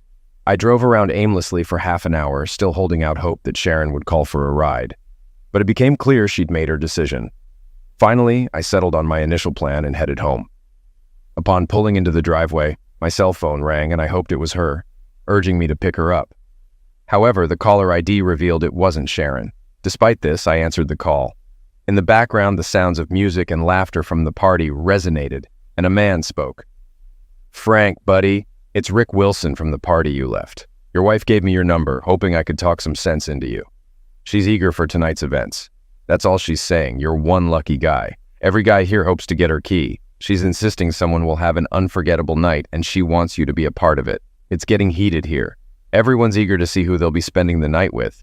You still have time to come back and pick a key. There are some attractive women here ready to show you a good time tonight. Screw you, Rick Wilson, you manipulative fool. And everyone at your party can go to hell with you, including my unfaithful wife. I hope you all meet a horrible fate." I hung up and staggered into the house. In less than 20 minutes, I packed 2 suitcases with enough clothes for a week or two. Grabbing my laptop and shaving kit, I loaded everything into the car. After rummaging through a few drawers, I found our marriage certificate and tore it into 4 pieces. Then, I retrieved a hammer for my wedding ring. It took several blows to flatten it, but once done, I placed both the certificate and ring on Sharon's pillow, locked the front door behind me, and drove off into the night. I aimed to locate a motel a few miles outside of town, but before that, I circled past the Van Deer Links' place once more. Several cars had departed the party, and a few people stood in pairs conversing on the street. Not spotting Sharon, I assumed she had either moved on with her new companion or paired up with Mr. Van Der Link himself. The motel I settled on was in a nearby town. It didn't appear overly large, but it boasted a secluded parking lot in the rear, shielding my car from prying eyes in case anyone happened to look for it. After locking the car, I purchased a 6-pack of Newcastle from the adjacent convenience store and opted to catch some TV. The first 2 drinks eased my tension, and as I cracked open the third, my phone rang. Seeing it was Sharon, and knowing she wasn't calling for me to pick her up, I allowed it to go to voicemail. "Frank, you're behaving like a child over this. Rick Wilson filled me in on what you told him. How many times do I have to say it's just one night? I'll let one new guy have coition with me a few times, and that doesn't make me immoral. I swear, even if it stings a bit, I'll make it up to you in ways you can't imagine when I return tomorrow. You probably don't care, but since you removed our house key from the bowl, they gave me a new one. The guy who got it is named Glenn. He seems nice and assured me he won't pressure me into anything. He's married with kids like ours. Since you're at our house, I went to his. His wife and her boyfriend will also stay, but in a different part of the house so we won't disturb each other when things get heated and we start making noise. You know how vocal I can get when you touch me?" She giggled. "Darling, I know you're a bit upset, but I promise I won't let him do anything you haven't done." I suggested to Glenn that we stick to the usual stuff. He's met me a few times, mostly in missionary or something else for variety. Glenn agreed, especially since it's my first time with another man. He'll take me home when we're done tomorrow. I'll shower and freshen up before I return to be clean and ready for you. No leftovers for you, baby. Sweet dreams, my love. See you in the morning. Get ready for some excitement. Love you, Frank. I felt like my insides were being torn apart. Never did I imagine I was married to such a foolish and immoral woman. Sure, Sharon had always been a bit flighty, but it was part of her endearing charm. Now her foolishness was amplified and could cost her everything. Her life, her husband, and possibly her children. She couldn't comprehend that I wouldn't forgive her after she let another man have her and flaunted it in my face. I'm sure everyone at the party had a good laugh at my expense. I was furious, wounded, and utterly humiliated. But my wife didn't care. I knew I should have ignored her message, but I couldn't resist. I dialed her number, and she answered on the third ring. Hey, honey. Glenn and I just got into bed and are getting cozy, so I can't talk for long. Shut up, Sharon. This is likely the last you'll hear from me. You have no idea what you've done, but you'll soon find out. Enjoy your time with Glenn because the consequences will be more severe than you can imagine. Understand this, Sharon. Once you sleep with Glenn, our marriage is finished. Got it? It's over. I never thought I'd say this, but I hate you more now than I've ever loved you. I can't wait to rid myself of you completely. Expect to hear from my lawyer next week. And with that, I hung up. 30 seconds later, my phone rang. It was her. I let it go to voicemail once more. Frank, she sounded on the verge of tears. Why are you doing this?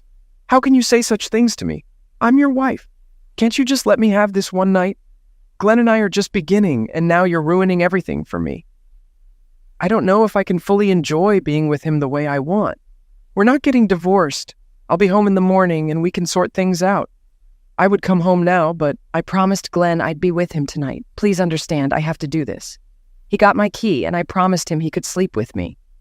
And he really wants it now. Oh yes, right now, while I'm talking to you, I have to go. Oh God, Glenn is ready. Oh, I love you, Frank. I'll always love you. Please don't say that. When I do this with him, our marriage will end. There's nothing I can do about it, honey. He's already here. Oh God, please. Oh yes, please try to understand. And I heard her whisper to him, Sleep with me, Glenn. This is my night. See you in the morning, dear. And again, I couldn't resist. I called her back, and this time the phone rang several times before going to voicemail, indicating Glenn already had it. So I left a message. After hearing your last voicemail, it's clear Glenn already has you, and you love it. You can spend the night with him, feeling all the new sensations he gives you. You've shattered my heart, Sharon, and I'll never forgive you for that. It's good you kept your promise to Glenn, a man you just met, but you couldn't uphold your marriage vows to the man who loved you and stayed faithful for over 10 years. I don't even recognize you anymore. You won't see me in the morning. You may never see me again, but next week you'll be served with divorce papers, and I'll file for infidelity. Now that you're with Glenn, what else did you allow? Only me. You're officially a cheating adulterer. From now on, you can sleep with any man you want as much as you want. But in case you care, you've lost me forever, and I'll definitely keep that promise. Sharon never returned my call. I know how aroused she becomes during coition. She enters a realm where nothing and no one else matters. It's just her and the man she's with. Whether she received my last message or not didn't matter. The damage was irreparable. Our marriage was finished. I couldn't forgive her for treating me with such disrespect, humiliating me, and undermining our marriage. I finished the remainder of the six-pack. I didn't want to spend the night picturing my wife lying undressed in Glenn's bed, the woman who, until tonight, had been exclusively mine. Sharon was vocal during coition, and I was certain she would cry out for Glenn to satisfy her just as she did with me, and I'm sure she did the same with Glenn. Eventually, the beer took its toll, and I drifted off to sleep, tears still streaming down my face. I woke up about 4 hours later, and reality dawned on me. My once beautiful wife had betrayed me, and I needed to devise a plan to safeguard my children, rid myself of her, and inflict as much misery as possible on those at the party. We reside in Biloxi, Mississippi, a picturesque antebellum area on the Gulf Coast. Given that Mississippi recognizes infidelity as grounds for divorce, I might avoid paying child support and potentially gain custody of my children. I required a skilled attorney, a very capable attorney. I showered, changed clothes, and dialed my mom at 7:30 to brief her on the situation. She was equally stunned by Sharon's actions. With the kids under her care for the weekend, she assured me she wouldn't divulge anything to them. I informed her I'd retrieve them once I had a plan in place. Despite my reluctance, I conceded that Sharon would likely be awarded custody, at least temporarily. I grudgingly acknowledged she had been a devoted mother to our children and a faithful wife to me. However, that perception shifted after last night. Following my conversation with my mom, I made my way to a nearby diner for breakfast. Before I could even park, my phone rang. It was Sharon. Contemplating whether to answer, I opted for voicemail. Strangely, she didn't leave a message but promptly called again. Ignoring the call, she persistently dialed until eventually, on the 5th attempt, she left a tearful voicemail. "Frank, please answer the phone. Talk to me, damn it! What do you mean? You might never see me again. And why all this talk about divorce papers? You can't leave me, Frank. I won't allow it. Our 3 precious children need us both. Dear God, Frank, why did you tear up our marriage certificate and discard your wedding ring? How could you? I gave you that ring on our wedding day, and you vowed to wear it forever. It symbolizes our enduring love for each other. I knew you'd be upset with me, but I never imagined you'd go this far. I love you deeply, Frank. I just needed that special night with Glenn. And it was special. He made me feel youthful again. I've already forgotten what it's like to laugh and scream simultaneously, but as wonderful as last night was, you're my man, Frank. My only man. I know how to make it right and dissolve your grievances. Please come home, Frank. Let me show you how much I adore you. Come home and bring me back." At that moment, she broke into tears, her words becoming muffled and hard to decipher. Damn it, Frank. Why can't you see that I just needed one night with someone new? I needed to experience something different with a man who desired me, who craved me. It felt good to know that another man finds me desirable, that he can't wait to have me, to possess me.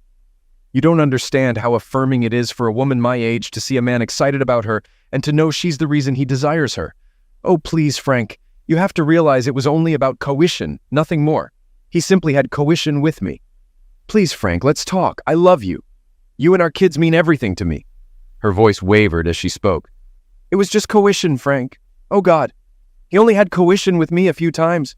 We were just engaging in coition, that's all, Frank. Her sobs persisted until the message concluded. I stood outside the diner, stunned. Had she harbored these thoughts throughout our entire marriage? And now, after 30 years, it all surfaced suddenly. Sharon remained a striking woman, shoulder-length dark brown hair, light blue eyes, and a stunning figure. While her chest weren't overly large, they weren't small either. And yes, her hips had widened slightly after 3 kids. Still, she continued to attract attention from men wherever she went. So what was this talk about needing to feel desired by another man? I consistently demonstrated my love and desire for her. I regularly surprised her with flowers and took her out on weekly dates. I even bought her alluring negligees and affirmed her beauty and my love for her daily. Until last night, I believed our bed life was fulfilling. We made love at least 3 times a week, always reaching multiple climaxes. What could I have possibly overlooked? Despite losing my appetite, I entered the diner, found a vacant table, and ordered scrambled eggs, toast, and black coffee.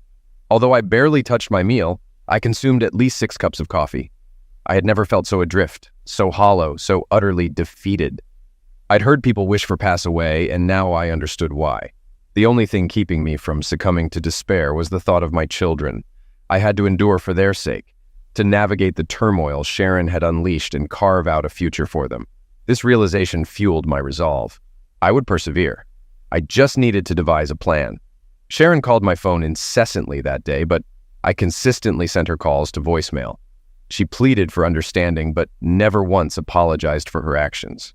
There was no admission of error, only insistence that she needed that one night. And my role, apparently, was to comprehend and support her. All they did was engage in carnal activity, merely 3 times throughout the night, and again in the morning. That's it. How could I fail to recognize that this was just a one-night stand, easily forgiven and forgotten? She mentioned she was worried she hadn't turned off her phone in time, and I might have overheard her with Glenn. She hoped I hadn't heard too much. I had to give her credit. She certainly knew how to plunge a knife into my heart and twist the blade.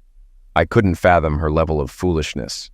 If there was one silver lining, it was that I now possessed sufficient audio evidence of her infidelity to use against her in court. I wasn't certain if it would suffice, but it was undeniably compelling and left nothing to the imagination. Tomorrow, I would seek out a competent lawyer and gather all the necessary information. I paid a visit to my children at my mother's place.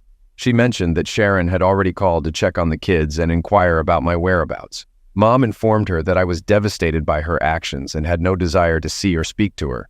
According to my mother, Sharon began to cry, expressing her confusion. Mom reassured her that no man would comprehend why a wife would flaunt a night of closeness with another man in her husband's face. Sharon inquired if she should retrieve the children, but my mother suggested it would be best for her to keep them for a few more days until things settled down. The children greeted me with joy, but inquired about their mother's whereabouts. I explained that she was occupied with a special project and they would be staying with their grandmother a bit longer. We played together, shared dinner, then I bid them farewell with hugs and kisses before heading back to my motel. Tomorrow promised to be hectic. Before calling it a day, I made one final stop, or rather, drove past. Tears welled up as soon as I laid eyes on my house again. I mourned what I had lost and could never reclaim. It struck me as odd not to spot any unfamiliar vehicles in the driveway. Although a car could have been in the garage, the solitary glow from the kitchen downstairs indicated Sharon was likely alone tonight. Yet a lingering concern surfaced. I still cared. Despite her actions, the betrayal stung deeply. I wrestled with the urge to stop and observe her, but ultimately succumbed. Parking a block away, I approached the side where I could peek through the kitchen window. There she sat, a discarded bottle of Grey Goose by her side, hair disheveled, mascara smudged. Clad in a robe, she rested her head on the table facing me, eyes closed. It was evident she wept, surrounded by a mound of tissues. For a moment, a pang of sympathy stirred within me. Then, recollection of her choices and their repercussions flooded back, chilling me to the core. I resisted the urge to lash out and instead retreated to my car, driving off with a tinge of satisfaction. Perhaps she was beginning to grasp the gravity of her actions. If she sought solace, she could turn to her paramour, Glenn. Monday dawned, and I faced a busy agenda. At the diner, I devoured eggs, toast, and coffee, finishing my meal entirely. I phoned my mom and spoke with each of my children, assuring them of my love and imminent return. Next, I contacted my office, informing my assistant that personal matters would occupy my attention for the next 2 days, urging her to reach out if anything urgent arose. She inquired if all was well, and I replied in the affirmative, promising to elaborate later. During my final year at Ole Miss, I shared an apartment with 2 close friends, Douglas Prater III and Maxwell McCrae. Our bond endured over time, despite infrequent reunions. While I pursued a degree in computer science, Doug pursued business administration, and Max pursued law. Initially, I reached out to Doug, asking if he and Max could join me for drinks around 5. I explained that I needed their counsel on a pressing issue, and Doug agreed to coordinate with Max to meet me at the lava bar by the beach. Arriving early, I awaited their arrival. Max appeared slightly after 5, followed by Doug 10 minutes later. After warm greetings, we settled at a patio table, ordered beers, and raised our glasses in a toast. "What's on your mind, Frank?" inquired Doug. "Your call sounded serious," he added. "Sharon cheated on me and flaunted it," I disclosed, narrating the entire ordeal. "Man, that's rough," sympathized Doug. "I can't fathom she'd do such a thing," chimed in Max. "Indeed, and with no remorse, believing I'm overreacting. Can you believe that?" I exclaimed. "So, what's the plan?" Max inquired. "I'm contemplating divorce and seeking retribution against Glenn and the others at the party. But most importantly, I want to pursue custody of my kids," I outlined. "It won't be a cakewalk, Frank," cautioned Max. "Unless she's unfit as a mother. If she brings strange men home for trysts while the kids are present, you have leverage. Otherwise, if she's a good mother, she'll likely secure custody and you'll have to pay child support," he advised. "I'm fine with that, as long as I have frequent access to them. It's manageable," Max affirmed. "Courts generally prefer both parents to be involved in child rearing, provided they're both competent caregivers." "What about finances?" Doug interjected. "Sharon's a stay-at-home mom, and I assume you earn a substantial 6-figure income. How are your financials looking? Checking and savings accounts? Any investments? 401k? Individual retirement account?" "I have all of those, totaling around $700,000 to $800,000, perhaps a bit more. The court will likely split it evenly. Give Sharon the house along with custody. But if you can substantiate her infidelity, which appears quite plausible, you may avoid alimony payments. Do you know an exceptional divorce attorney? One of the partners at my firm is among Mississippi's top family law practitioners. Her name's Maddie Simmons. Want me to arrange a meeting for you?" "Certainly, the sooner the better," Max suggested. "In the meantime," Doug added, "I'll explore options to safeguard some of your assets. Send me all your financial details and I'll handle it." After another toast, We shared a few more drinks and bid farewell. Suddenly, I felt a sense of relief I hadn't experienced since this ordeal began. As I drove back to my motel, my mind raced with all the tasks ahead. My cell phone rang, and it was Sharon. After a brief hesitation, I realized I'd have to confront her eventually, so I pulled over and answered. "What do you want, Sharon?" I opted for directness, cutting to the chase. "What do you think I want, Frank? I want my husband to come home where he belongs." I could hear the tears in her voice. "Unfortunately, your little escapade with Glenn, as you termed it, makes it impossible for me to return home." Her sobs filled the silence. "Don't say that, Frank. Don't you dare say that. I spent just one night away from you after 10 years, and that's not grounds for divorce. Think again. Infidelity is certainly grounds for divorce in Mississippi. Why do you keep calling it cheating? It was just one night with someone new, just a fling. When a married woman gets involved with someone new, whether it's for one night or 1 second, it's cheating," I said. "I told you that the second you had coition with another man, it would be over between us, and I wasn't kidding." "Oh God, please, Frank, you can't do this to me," Sharon pleaded. "You did this to yourself. Sharon, what the hell happened to you? Are you on hallucinogenic medications? Did you have a mental breakdown, or are you just incredibly stupid?" I asked. "It just seems to me that you were so caught up in the idea of having coition with another man that you didn't care about our children or what I thought or wanted. You just had to do it." "Well, guess what? You did it.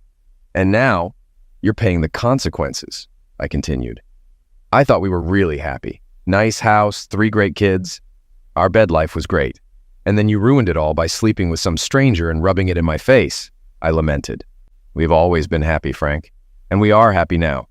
I was just wondering what it would be like to be with another man for one dirty night in our long life together. Just try someone new without injury. That's all," Sharon explained. "No injury? For some reason, you don't understand at all what damage you have caused. You completely destroyed our family overnight. Because of your selfishness, you have broken our life into a million pieces. And there is no hope of ever putting them back together again," I declared. "First off, Sharon, you broke my heart, even though you made it clear you didn't care," I said. "Do you remember me? Your husband, the man who loved you without question from the moment I laid eyes on you. The one who works long hours every day to give you and our kids the life you dream of. And yet, you spat in my face and left me to find comfort in the arms of a total stranger. You gave him parts of your body that 10 years ago you promised would only belong to me. You made this promise before God, our families, and all our friends. And last night you rubbed it in my face, letting me know you were going to do it, no matter how much I begged you not to. You basically told me to get the hell out. You do whatever you want, and it's none of my business." "I never meant for it to look like this, Frank. I don't know why, but I didn't think I was hurting you. I just wanted to try something new. I love you. It was never about you. It was about what I needed. And that's what brought us here. You took yourself out of the equation. All your cheating with Glenn last night concerned only you and him. You didn't think about me or our kids. I deserve a special night just for myself."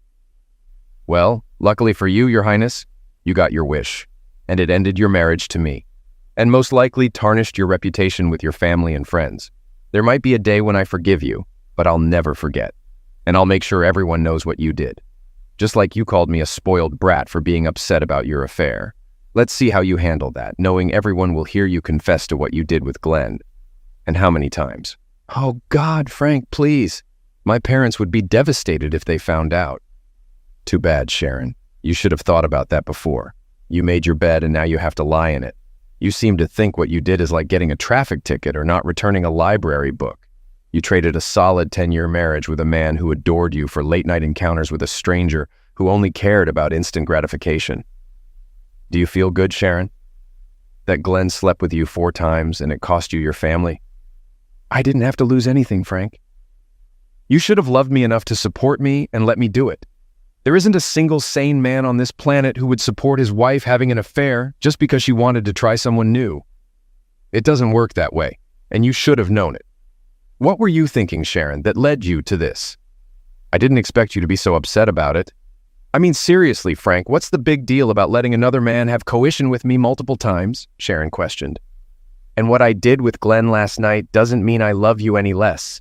I've heard about couples hooking up at Van der Links, and it intrigued me. Why can't a husband or wife have a lovemaking night with a stranger? Someone nice and safe, enjoy the experience, and explore new sensations? I decided I wanted to experience another man having closeness with me. It didn't mean I loved you any less, Frank, Sharon continued. It just meant I needed a new experience with a different man, just once, and then I would fully commit myself to you again and never do it again. But that meant you didn't respect me. I begged you not to do it over and over again, and you just smiled and said, "See you in the morning." Frank, you took away the closeness we've shared for over 10 years. The vows that meant everything to me meant so little to you. Our bodies coming together created 3 beautiful children who love us both. We were a family, and now you willingly gave that part of yourself that created our children to another man. And for what? A good time? A one-night stand? You say it was just one night and I need to accept it and move on, I said angrily. I say it was nothing less than a complete abandonment of me, our family, our sacred vows of loyalty and allegiance, and any respect you've ever had for me. You wanted to be with another man, and you did it. Congratulations. But in doing so, Sharon, you threw away everything you supposedly valued and treasured.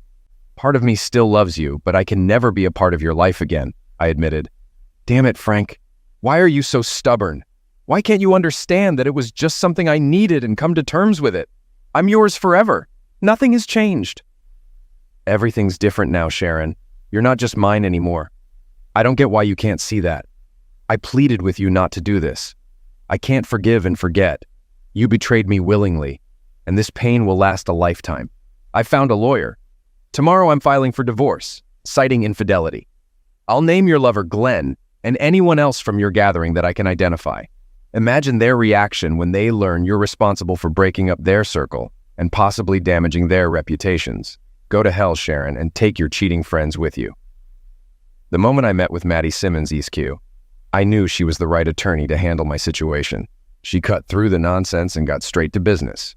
She asked why I wanted a divorce and what outcomes I sought. I explained I expected to split our assets with Sharon, offering our house in exchange for less cash. I knew I likely wouldn't get full custody of the kids, but I wanted unrestricted visitation without child support. I presented all the audio evidence I had of Sharon's infidelity, where she confessed repeatedly to sleeping with Glenn. Miss Simmons shook her head in disbelief that my wife was so careless as to admit her affair, let alone in a way that could be used against her in court. Well, we'll probably need a voice recognition expert to confirm it's your wife's voice, she advised. But unless we encounter an exceptionally biased judge, the recordings should hold up in court. We spent the remaining hour discussing my objectives regarding Glenn and the other participants at the wife-swapping event. While she doubted we could demand monetary compensation from them, she suggested we could find ways to expose their activities and shame them enough to inflict significant repercussions. I agreed that would be satisfactory for me. After providing a deposit, I requested that Sharon be served promptly. She assured me it wouldn't take long and promised to notify me beforehand. On Tuesday afternoon, I picked up my kids from my mom and took them to Sharon's house. When she greeted us at the door, she hugged and kissed all 3 of them warmly before reaching out to me. However, I stepped back, causing her to burst into tears and plead with me to stay. I explained that I couldn't, but I thought it would be best for the kids to return home to her. I arranged to pick them up on Friday for the weekend. Sharon appeared to be struggling, and I sympathized with her, but she brought this upon herself. Her distress was no worse than what I was enduring because of her actions. On Wednesday, I returned to work, realizing I couldn't neglect my job. I needed it now more than ever, not only for financial support, but also as a distraction. I believed that if I continued to dwell in the agony and self-pity of Sharon's betrayal, I would eventually lose my sanity, which I couldn't afford for the sake of my children. On Thursday, I met Doug and Max again, this time for dinner at the Oyster House, where I indulged in hand-shucked oysters and a dirty martini. During dinner and drinks, I updated them on my children and the divorce. Doug explored ways to conceal some of my money, and I granted him permission to proceed. Though it wouldn't be much, it would be beneficial in the long run. We devised a relatively simple plan to disrupt the wife-swapping club without risking accusations of slander.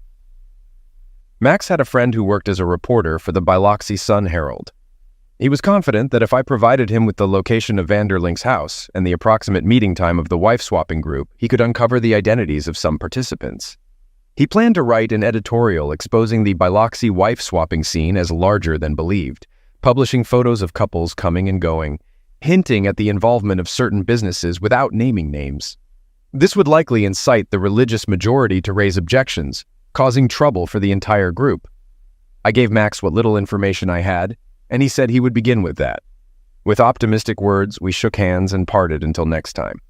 My weekend with the kids was delightful. We went shopping for new clothes, visited Disney's Grand 18 movie theater in D'Iberville, and spent the day at the beach, swimming and playing frisbee. My children were my top priority, and I swore I would never leave them. On Monday morning, Max called me. A friend of his from the newspaper had embraced the story idea and was working on capturing photos of couples entering Vanderlinks and emerging with new partners. Although faces would be blurred, people aren't foolish, and in a city this size, it wouldn't take long for the moral majority to piece it together. If all went well, it could become a front-page story. Later this week, I'll keep my fingers crossed. Sharon persistently called me, pleading for me to return home, promising to do anything to make me forget about her actions. However, she never apologized or acknowledged her mistake. On Wednesday, my lawyer informed me that Sharon would be served with divorce papers at our home on Friday morning. Shortly after, Doug revealed he had found a way to conceal about a third of my money by putting it in my children's names. Then, Max called, informing me that his friend from the newspaper discovered that the wife-swapping meeting planned to gather again Friday night at Vanderlinks.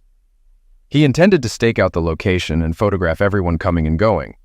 He also wanted to interview me about the party, with the article scheduled to appear in the paper next week. I felt a sense of relief I hadn't experienced in a while. Friday arrived, and I anticipated Sharon's call after she received the divorce papers. As expected, my lawyer called around 2:30 to confirm she had been served. Within minutes, Sharon called, her tone far from friendly. "Hi, Sharon. How are you?" "What did you do, Frank?" she demanded. "I filed for divorce, Sharon, as I said I would," I responded calmly. "And I told you there will be no divorce. You've reported me for treason. Spending one night with another man isn't cheating, Frank," she retorted tearfully. "I have to disagree, Sharon. Having love-making relations with someone other than your spouse is infidelity in Mississippi," I stated firmly. Her voice cracked as she cried, "Why are you so angry with me, Frank? I love you. Glenn and I had an affair, that's all." "My mistake, Sharon. How could I have misunderstood that having coition with someone other than your spouse wasn't cheating? It's over, Sharon.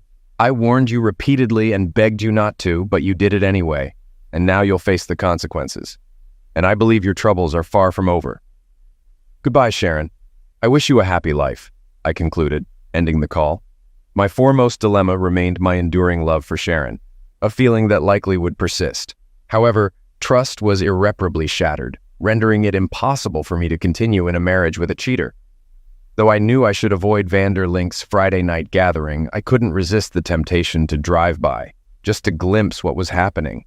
Plus, I wanted to check if Sharon's car was present, even though I suspected she would skip the event. To my relief, her car was nowhere in sight. Yet she could have arrived with someone else. True, the club typically permitted only couples, but they made an exception for her once before. Who's to say they wouldn't do so again? Across the street, a van was parked, likely housing the reporter. I silently wished him luck in exposing their misdeeds. Soon afterward, Max's journalist friend contacted me for details, which I readily provided. He disclosed capturing over 100 photographs and recognizing more than a dozen couples, all respected citizens of the city. Oddly, it appeared that the same couples were not consistently entering and exiting the house. 2 hours later, Max furnished him with a photo of my wife to aid in identification, confirming she wasn't among the participants. He requested my account of the key party's inner workings, particularly regarding how keys were deposited into a large bowl. Though I hadn't witnessed the subsequent key selection firsthand, I gleaned a clear understanding from Sharon's account and eavesdropping on other couples discussing past experiences. Before concluding, he sought permission to indirectly reference first-hand knowledge of a marriage ruined by such parties, leading to children suffering due to divorce. I encouraged him to proceed until names were called. The article surfaced in the Sunday edition of the newspaper, triggering widespread outrage. Not only did it grace the front page with a large photo of couples entering and exiting, their faces obscured, but a dozen additional images sprawled across 4 more pages. Despite efforts to conceal identities, many participants were easily recognizable by their vehicles and attire. It was essentially Biloxi's elite. By Monday, the entire city buzzed with discussions about the exposé and the scandalous parties. Numerous priests aired grievances in radio and TV interviews, decrying the moral decline within their Christian community, while civic leaders denounced the city's tarnished reputation. Lawsuits and counterclaims ensued, to no avail. Repercussions included prominent companies losing clients, and multiple couples ending up in divorce court. For me, it was a humorous form of retribution for the agony endured from losing my wife and family. Even if some recognized my humiliation as a betrayed man, I remained indifferent. Revenge was all that mattered. Sharon persistently attempted to reconcile for months, but her efforts were futile. The divorce finalized, granting me joint custody of our children. During my custody months, she had them on weekends and vice versa. It wasn't ideal, but we managed. Since Sharon didn't contest any aspect of the divorce, I spared her the embarrassment of sharing the audio confession of her infidelity with her family or friends. As for the couples involved in the key parties, some divorced and relocated, while others simply vanished. Sharon resumed dating, although she seemed oblivious to why her actions were unacceptable to me. But that was her concern. I wished her future husband the best of luck. I dated several pleasant women, but never found one I was ready to commit to for life. Some wanted to move in, but I remained hesitant to hand over a key.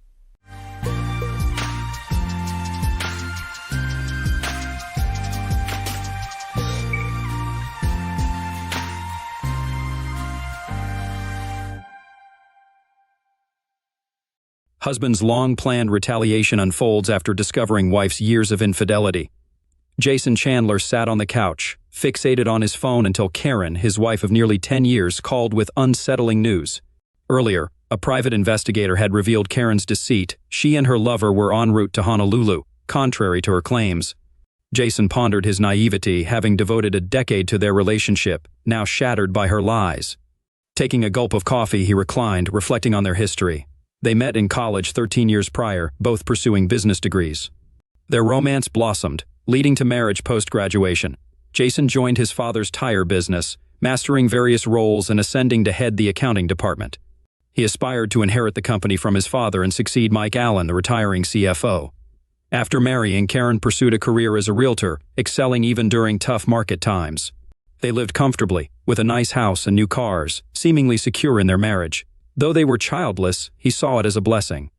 Initially, Karen mentioned fertility issues, opting for tubal ligation. Despite suggesting adoption, she declined. Recently, her increased social outings sparked his suspicion, especially her late returns home. Despite expressing his concerns, she dismissed them, attributing her absences to work stress. "What were you doing out so late?" he inquired as she returned home one night, looking disheveled with a scent of cigarettes clinging to her clothes. "Just hanging out, having a few drinks," she replied defensively. "It's my business, Jace. I can take care of myself." Jason was taken aback by her tone, a departure from her usual demeanor. Seeing his reaction, she softened. "I'm sorry, Jace," she apologized. "It's just work stress getting to me." "You've handled market pressures before without this," he pointed out. "What's changed?" "It's tougher than ever out there," she explained. "Competition's fierce and the pressure's relentless."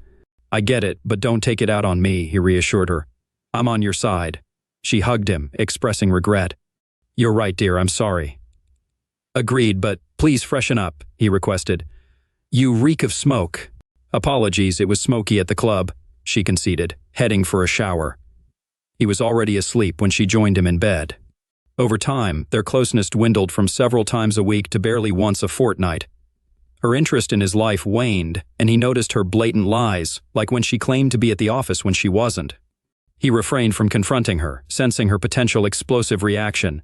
He pondered how many more lies she might have told. Lying awake beside her, he gazed at her, his worry evident. "What's on your mind, Jace?" she inquired.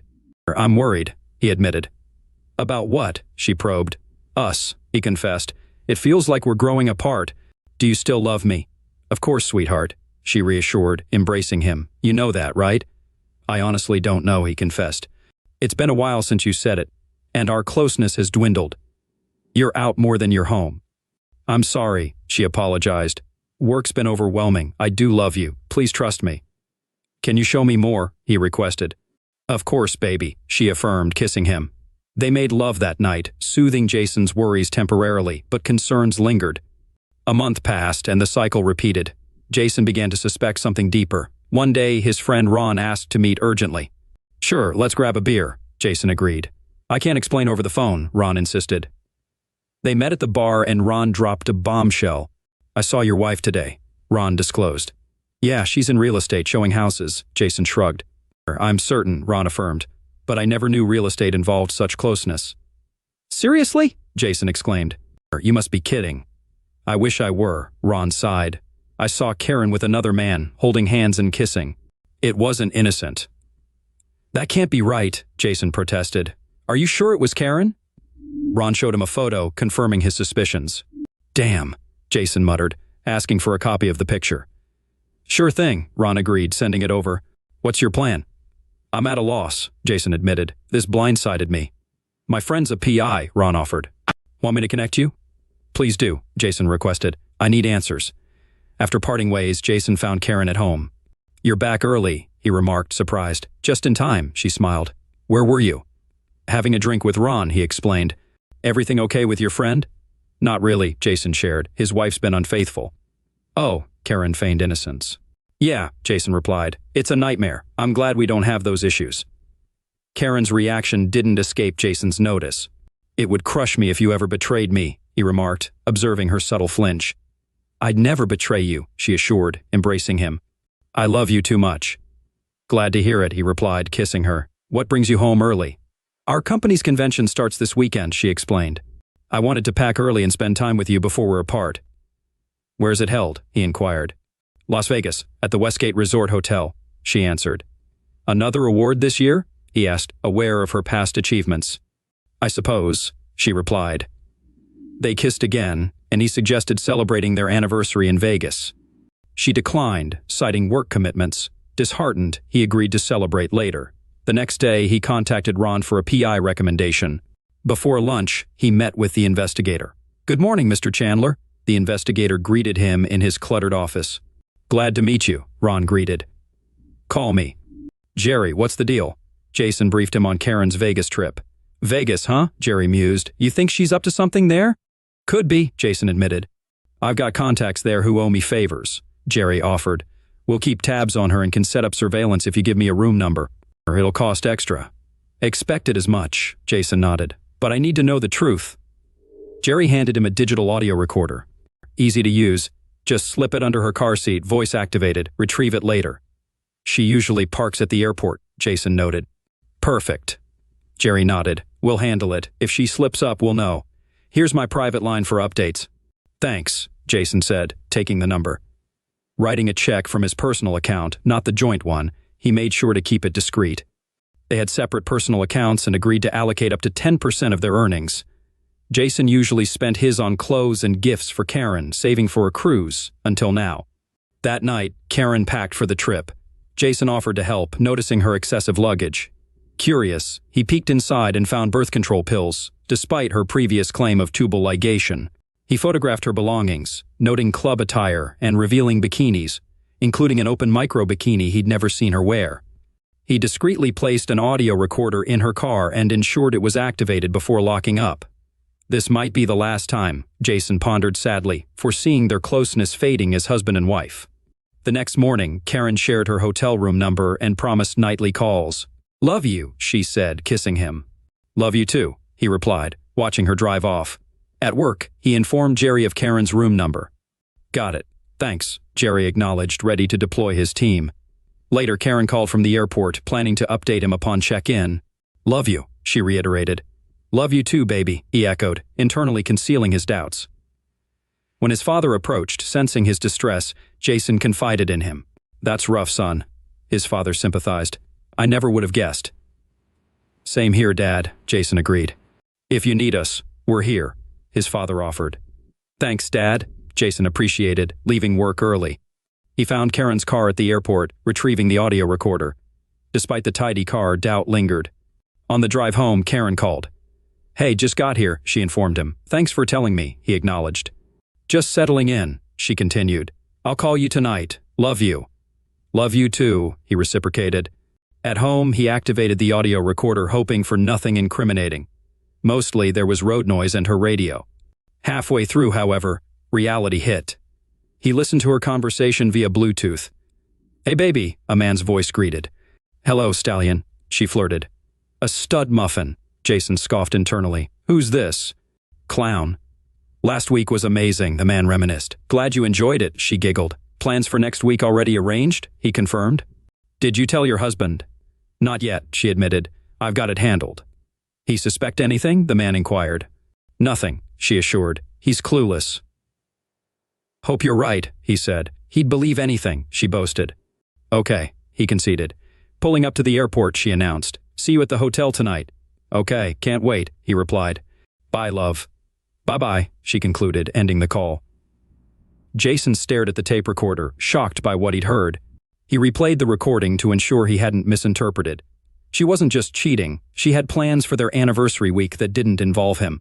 Frustrated, he cursed internally and pondered the duration of her affair and who her partner was.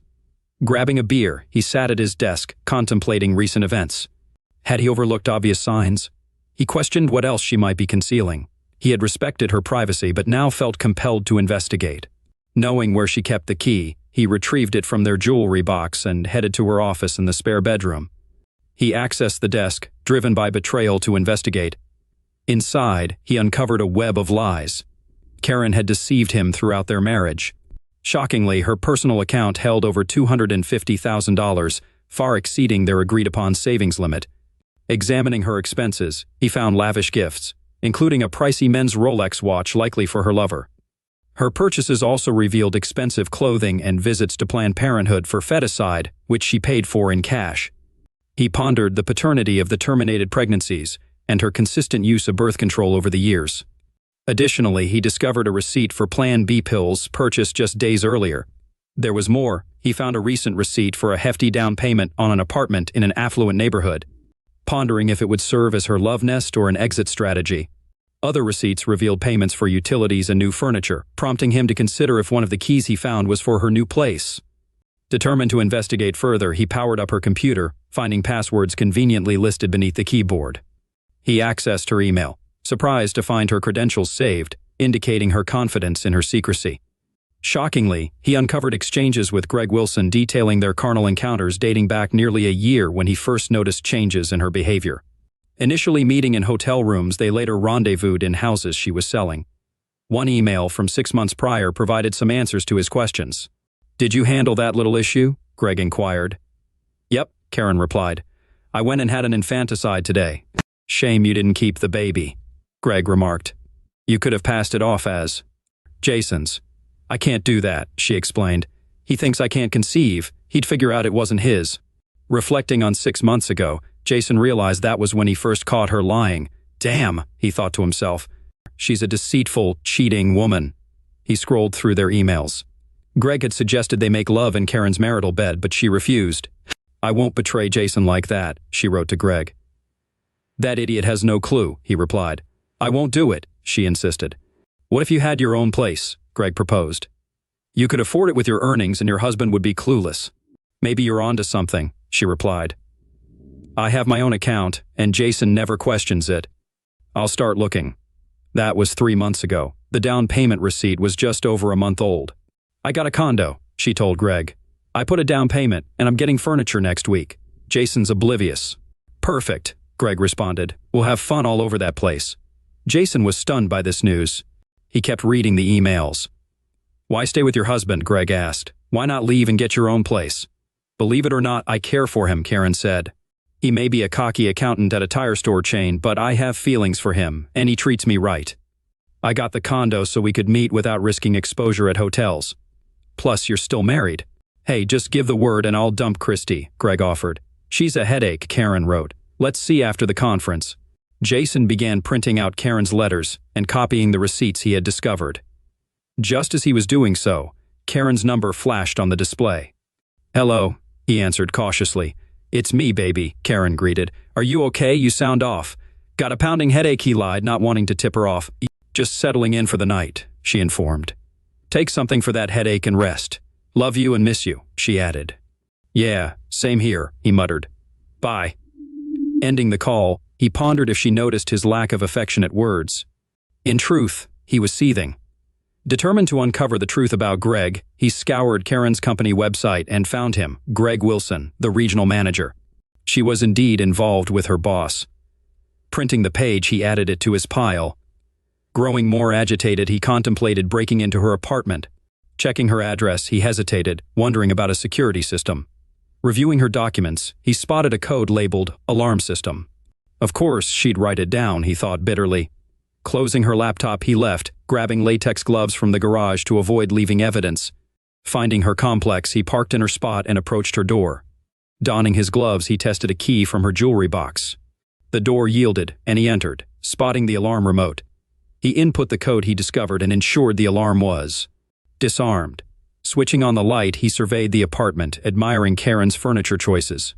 She's always had good taste, he mused. Shame her loyalty doesn't match her decor preferences. As expected, there were no pictures of him. This was her love nest, her retreat from their marriage. Stepping into the kitchen, he noted a few plates and utensils. The fridge was empty, the pantry bare. Surprisingly, the house was fully furnished, adorned with flower portraits, and boasted a large flat-screen TV. Entering the bedroom, he found it likewise furnished, with lace curtains cascading elegantly over the windows just above the electric heater, an apparent fire hazard. Opening drawers, he discovered unfamiliar underwear and suspected Greg's presence from men's undergarments. Taking out his phone, he snapped photos. In the nightstand drawer, a card from Greg confirmed his suspicions. "Thanks for the watch," it read. "Looking forward to your housewarming. Love, Greg." Anger surged. He imagined confronting Greg. More clothing, both male and female, filled the dressing room. In the master bathroom, he noticed 2 toothbrushes by the sink and his and hers towels next to the shower. He grabbed his phone, snapping a few more photos. In the second bedroom, a small desk and chair were the only furnishings. A network cable lay on the desk, likely for her laptop. Amid the letters addressed to her, all from utility companies, he ensured her name and address were visible in the pictures. Lace curtains like those in the bedroom covered the windows here also, draping over the electric heater. He noted several potential fire hazards, including the absence of smoke detectors in the bedrooms and the aged one in the kitchen. He wondered if it even had a battery. Confirming everything was as he found it, he switched off the lights, activated the security system, and departed, double-checking the locked door. Returning to his car, he pondered his next steps. Divorce was inevitable. He couldn't trust her again, even if she severed ties with her lover and relinquished the apartment. Aware men often fare poorly in such situations, he hoped her higher income would spare him alimony. Consulting a lawyer seemed wise before proceeding. He also hoped her sole ownership of the apartment meant he wouldn't have to surrender their home or divide its sale proceeds. He felt she had abandoned him by purchasing the apartment secretly. With no children, custody and support were non-issues, but he wanted retribution for their betrayal. Violence was out of the question. He had no desire for jail time. Returning home, he searched the phone book and located an ad for Gregory Wilson, hoping it was the same Greg Wilson. He dialed the number. "Wilson Residence," a woman's voice answered. "Is this Mrs. Wilson?" he inquired. "Yes, it is," she confirmed. "Who am I speaking to?" "Jason Chandler," he introduced himself. "Your husband is the regional manager for Acme Real Estate?" he verified. "Yes, he is," she replied, "but he's away at a conference this weekend and will be visiting other offices next week. You'll need to call the regional office and leave a message for him there." "Actually, Mrs. Wilson, it's you I'd like to speak with," Jason redirected. "Oh?" she responded. "Yes, ma'am," Jason continued. "I hate to break this to you, but my wife is having an affair with your husband." "Are you certain?" she inquired. "Absolutely," Jason asserted, "and I can provide evidence." "Do you have solid proof?" she pressed. "I can even show you where they meet up if you'd like," Jason offered. He heard her sigh through the phone. "Would tomorrow work for you?" she proposed. "Certainly," Jason agreed. "What time suits you best?" "Around 1 in the afternoon," she suggested. Providing her with Karen's apartment address and directions, Jason concluded, "I'll see you then." Before ending the call, grinning, he approached his desk and began drafting a to-do list. First on the agenda, change the door locks, ensuring it was done before meeting Greg's wife at Karen's place. The temptation to drown his sorrows in booze crossed his mind, but he dismissed it, opting instead for a cold pizza slice. He mulled over his options. Satisfied, he ascended the stairs and retired for the night. Early the next day, he visited the hardware store, purchasing supplies to replace the locks and crafting an extra key for the apartment. By noon, all locks were switched. After showering, he grabbed his audio recorder and the printed emails from Karen's account, then headed to her apartment to rendezvous with Greg's wife. Spotting Karen's car, he approached a Toyota Corolla nearby, where an attractive dark-haired woman sat. Knocking on her window, he inquired, "Are you Christy Wilson?" She confirmed her identity, and he opened the door for her. Call me Jason Chandler, he said, gesturing for her to don latex gloves. He offered, let's head in. I'll show you their hideaway. Using the spare key, he successfully unlocked the door, deactivating the security alarm as they entered. Jason guided her into the bedroom, opening drawers and revealing Greg's clothes in the closet. Oh my God, she exclaimed. I've been searching for these for weeks. I wondered where his clothes were disappearing. Has your husband been sporting a Rolex watch lately? Jason inquired. She affirmed, mentioning it was a gift from management. Shaking his head, Jason retrieved a card from Karen's nightstand, displaying it to her. Reading the note, she burst into tears. Is that his handwriting? Jason questioned. Yes, she sobbed. But wait, there's more, he added, presenting the emails and activating the audio recorder. Tearfully, she read the emails before listening to the Friday recording. I'm sorry, Jason said, embracing her and restraining his own emotions. It's not your fault, she assured. I've suspected something but lacked proof. Composing herself, she faced him. So what's the plan? She inquired. I'm filing for divorce, he declared, and I'll kick him out as soon as I lay eyes on him, she vowed. Suddenly she brightened. I have an idea, she exclaimed. What if we help them move in together here? Jason pondered momentarily before smiling. I like it, he agreed, but we need to act fast. They'll be back soon. Greg said he'd be away for a week after the convention, she revealed. I bet Karen will find a reason to leave too. Recalling the recorded conversation, Jason cursed. Damn, you're right, he admitted. But I want her stuff out of my house pronto. Agreed, she concurred. Meet me back here in 3 hours. Sounds good, Jason agreed. I'll bag her stuff. I should be back in time. See you then, she said, rising.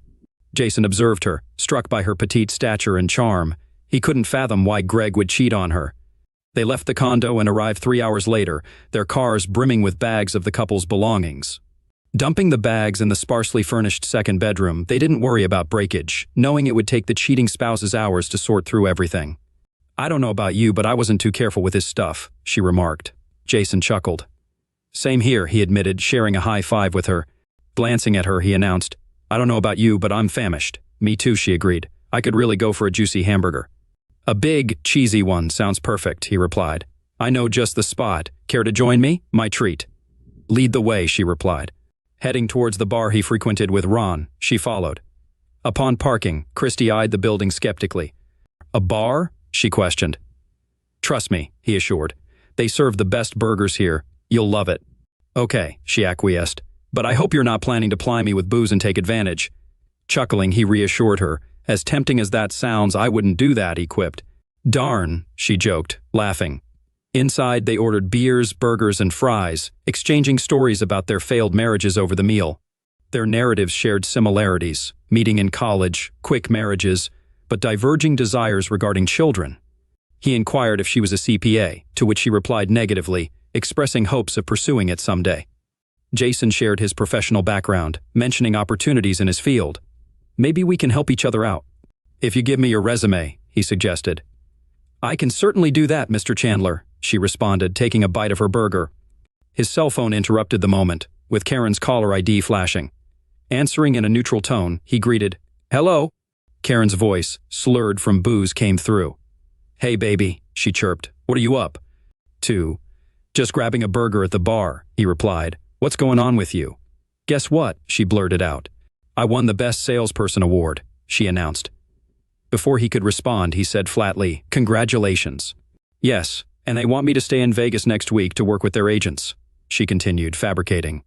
He already knew it was a lie. That's great news, he feigned enthusiasm. What about our anniversary this Wednesday, he reminded her. I know, and I'm sorry, she apologized. Maybe we can celebrate next weekend. No worries, he assured. I understand. Your work is important. I wouldn't want you to miss a big opportunity. What's that supposed to mean? She queried. Nothing.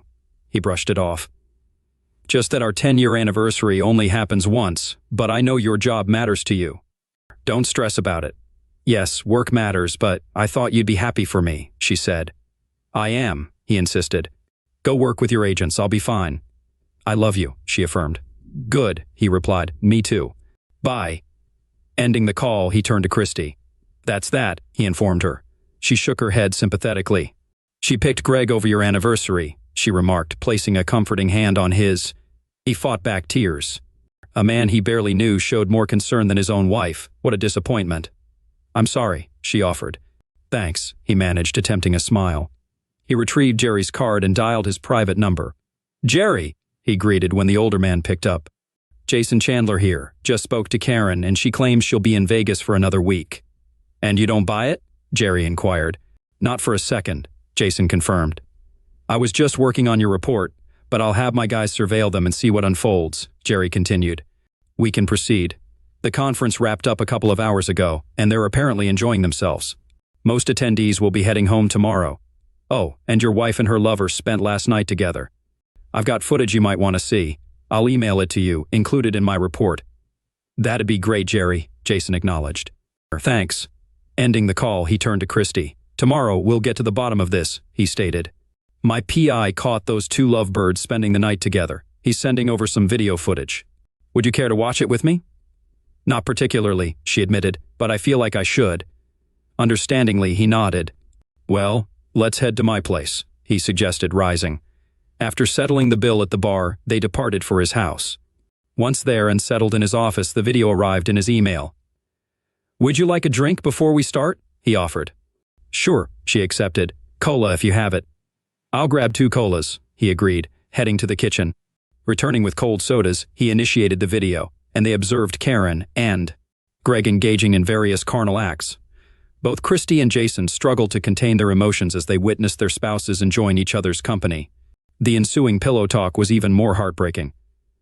What do you reckon our spouses are up to right now? Karen inquired. If I know Christy, she's probably glued to one of her dull movies, Greg replied, or nose deep in one of her silly books. Yeah, I get what you mean, she agreed. I imagine Jason's buried in another one of his tedious spreadsheets or poring over stock reports. Greg smirked. You think he's out here saving the world or something? I mean, come on, his old man's company sells tires, for crying out loud. What's the big deal? So, have you decided what you're going to tell that idiot after tomorrow's awards banquet? Yep, she confirmed. I'll just say I was requested to stick around in Vegas for a week, filling in for the local reps. He'll swallow it. Hell, he'd believe anything I'd tell him. I could tell him the moon's made of green cheese, and he'd buy it. And by the time he catches on, we'll be lounging on a beach in Hawaii, Greg added. I can't wait to see you flaunting that new sling bikini you snagged. Hawaii? Christy erupted. That idiot's whisking some floozy off to Hawaii? I'm going to rip his guts out. She turned to Jason. Sorry for calling your wife a floozy. No need to apologize, he responded. I'd say the same thing. They refocused on the video. So, what about your anniversary? Are you just going to skip it? Hawaii sounds a lot more enticing than a night at a steakhouse, she remarked. I pledged to make it up to him. Maybe I will, maybe I won't. Greg regarded her. You're ice cold, you know that? He remarked. She shrugged. It's only our 10th anniversary, she explained. There'll be more. Who cares about that? Right now, I need you. With those words, they resumed their activities, prompting Jason to halt the video. I've seen plenty, he stated. Have you? Christy nodded, tears flowing down her cheeks. More than plenty, she affirmed. I'm scheduling a meeting with a divorce attorney come Monday, he disclosed. Would you like to accompany me? Would you mind? She asked softly. Not at all, he reassured. Christy burst into tears, sobbing. Jason wrapped his arm around her, offering a comforting shoulder. Though he felt like crying too, he held back, focusing on consoling her amidst his own emotional turmoil. Would it bother you if I spent the night here? She inquired. No hanky-panky. I just want to cuddle, she clarified. Of course, you're welcome to stay, he replied. Stay as long as you like. Thank you, she expressed. I can't believe I wasted all those years on that idiot. All this time, I've been falling for his lies. I totally get it, Jason empathized. He escorted her upstairs to the master bedroom and found an old t-shirt that appeared. Long enough for her to sleep in. Taking it, she retreated to the bathroom to change. After waiting for her return, he donned his pajamas and settled into bed. She emerged from the bathroom wearing the long t-shirt, and he was almost taken aback by her appearance. He always admired Karen's legs, but Christy's were the slenderest he'd ever seen. She smiled as she slipped under the covers. What's wrong? She asked. Never seen a woman's legs before? None as lovely as yours, Jason complimented. Sweet talk will get you everywhere, sir, she teased. He wrapped his arm around her, drawing her close, savoring her scent. She placed her hand on his chest, snuggling against him. Did you know you're the only woman I've shared a bed with besides my wife for over 10 years? He confessed. And you're the only man I've been with besides my husband, she revealed. They gazed into each other's eyes for what felt like an eternity before drifting off to sleep in each other's arms. The next morning, they woke up entwined with each other. "Good morning, sleepyhead," she greeted. "You don't need to rush out on my account," she added as he rose to use the bathroom. "Good morning, beautiful," he responded. "I'll be quick." He relieved himself in the bathroom, which proved challenging given his state of arousal. Upon returning, he found Christy already tidying up the kitchen and preparing scrambled eggs and bacon for breakfast. Glancing at the clock, he noted it was 8:30 a.m. His gaze returned to Christy, enjoying the sight of her cooking in his old t-shirt, momentarily reminiscing about the times Karen used to make breakfast for them. "Wow, that smells amazing," he remarked. "I hope you don't mind me taking over your kitchen," she said. "Not at all," he assured her. "I can't recall the last time someone made me breakfast." "Karen never cooked for you?" she inquired. "She used to," he acknowledged, "but she stopped a while back.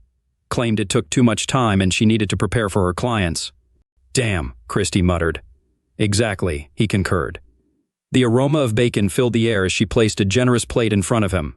He devoured the meal hungrily as if he hadn't eaten in weeks. "Wow, that was amazing. Do you cook like this every morning?" "Whenever I can," she replied.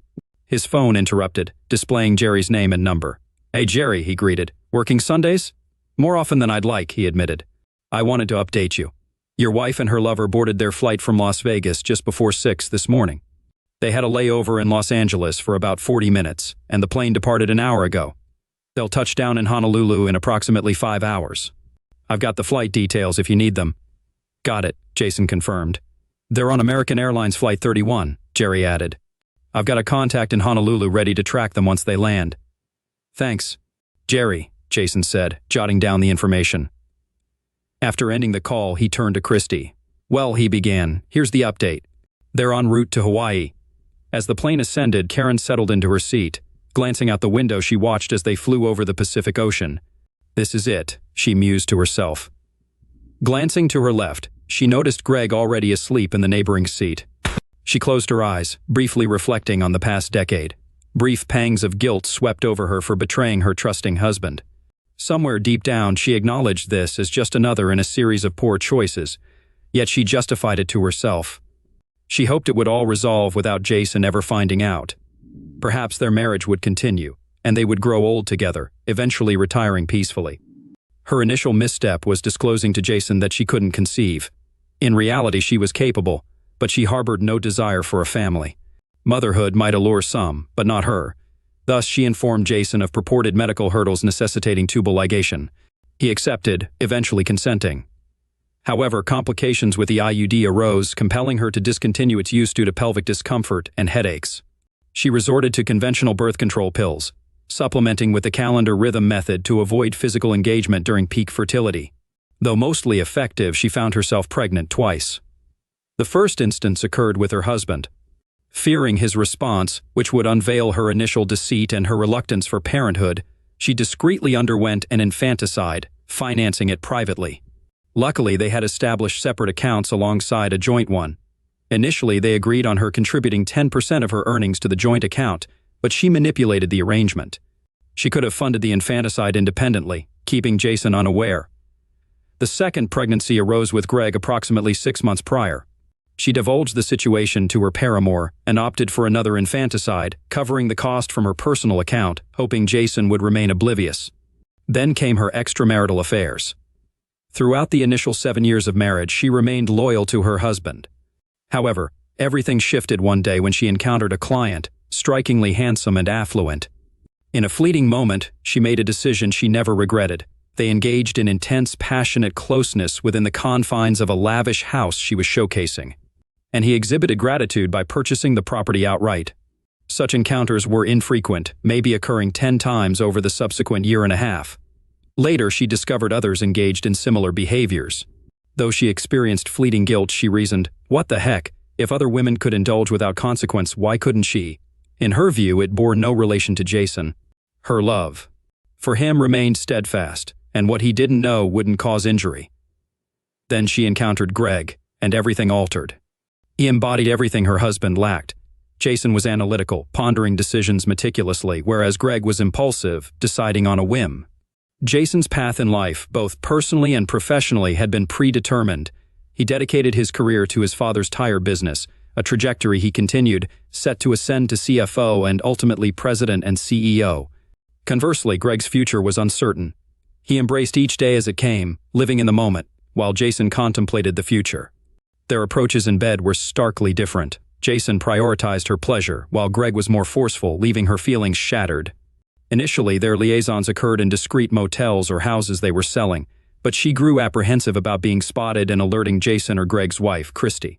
Then, after Jason voiced concerns about their relationship, she distanced herself from Greg momentarily, redirecting her affection toward her husband. However, her resolve waned, and Greg sought to reconcile, but she feared Jason discovering their affair.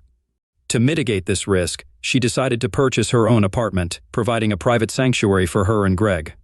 Despite Jason's conservative demeanor, she harbored lingering emotions for him.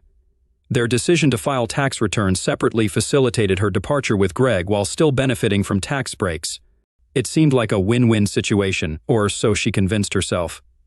These events culminated in her plan to spend a week in Hawaii with Greg, masking her absence from the office as a vacation with her husband after their corporate meeting. Simultaneously, Greg informed his wife of his upcoming travels, a routine occurrence. She deceived Jason, claiming a week-long trip to Vegas, confident that he would believe her every word. Although she regretted missing their 10th wedding anniversary, she vowed to compensate upon her return, ensuring her secret remained intact. She grinned as she gazed at the azure water beneath them, thoughts drifting to Hawaii. Greg had purchased a daring open bikini for their trip, eager to watch her undress and indulge in beachside self-pleasure. The notion stirred arousal between her thighs, tempting her to succumb to the urge right then and there. Contemplating a clandestine bathroom rendezvous later, she glanced at her phone, half expecting a message from Jason. His preference for calls or face-to-face communication didn't surprise her. A smirk played on her lips. A sudden shudder and change in engine pitch hinted at turbulence as the plane dipped, and the engines altered their tone. Dread crept in. Glancing out the window, she realized the gravity of the situation. Panic erupted in the cabin, gravity pressing her into her seat.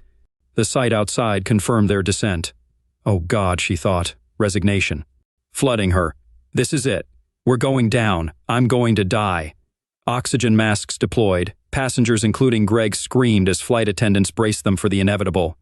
Tears streaming, she cast a final glance at her phone, steeling herself for one last decision. Jason and Christy wrapped up breakfast, tidying away the last of the dishes before returning to the table to strategize about their unfaithful partners. Jason admired Christy's analytical skills, feeling a newfound closeness with her that had been absent with Karen for months. As he returned to the table with a fresh cup of coffee, his phone buzzed, displaying Karen's name and number.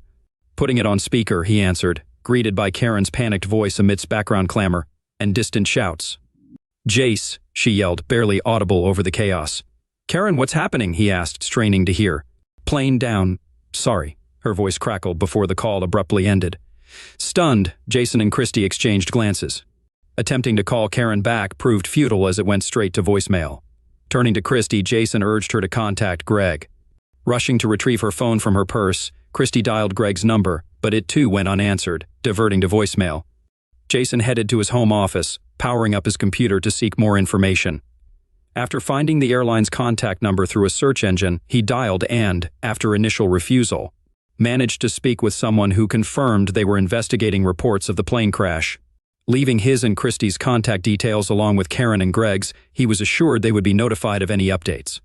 With nothing further to find online, he estimated it would be at least an hour before they received any news. They headed to the front room, switching on the TV in hopes of catching any news updates. Jason flicked through channels, but there was no breaking news. Reflecting on the events leading up to this moment, he glanced at his phone. Finally, a news network flashed a report that an American Airlines flight bound for Honolulu had crashed in the Pacific Ocean. Though without providing specifics. "Oh God," Christy exclaimed, her hand covering her mouth. Jason embraced her, silently praying for Karen's safety. Despite the strain in their marriage, he couldn't bear the thought of her perishing. An hour later, the phone rang. Jason muted the TV and answered. "Mr. Chandler?" a woman's voice inquired. "Speaking," he confirmed. "I'm calling to inform you that your wife's flight has crashed," she relayed. "I have no further details at this time, but we will update you as soon as we learn more." "Thank you," Jason responded, ending the call. He and Christy held each other, tears welling in their eyes. Shortly after, Christy's phone rang, delivering the same grim news. Soon after, his father called, It wasn't uncommon. His parents often reached out upon hearing news like this. "Hey, Jace," his father greeted. "Hi, Dad, how are you?" Jason replied. "Just got back from church." "Did you see the news about the accident?" his father inquired. "Yes, I did," Jason confirmed. "It's awful," his father lamented. "By the way, how's Karen? Wasn't she on her way back from Vegas?" "She's not doing well, Dad," Jason disclosed. "She was on that plane that crashed." "What?" his father gasped. "What was she doing going to Hawaii without you?" "She was with her boyfriend," Jason disclosed. "Oh my God," his father reacted. "I'm sorry to hear that, son. Take a week off and sort things out. Let Mike know if there's anything we can do. Just give me a call, okay?" "Thanks, Dad," Jason expressed gratefully. He wrapped up the call, his mind swirling with a mix of emotions.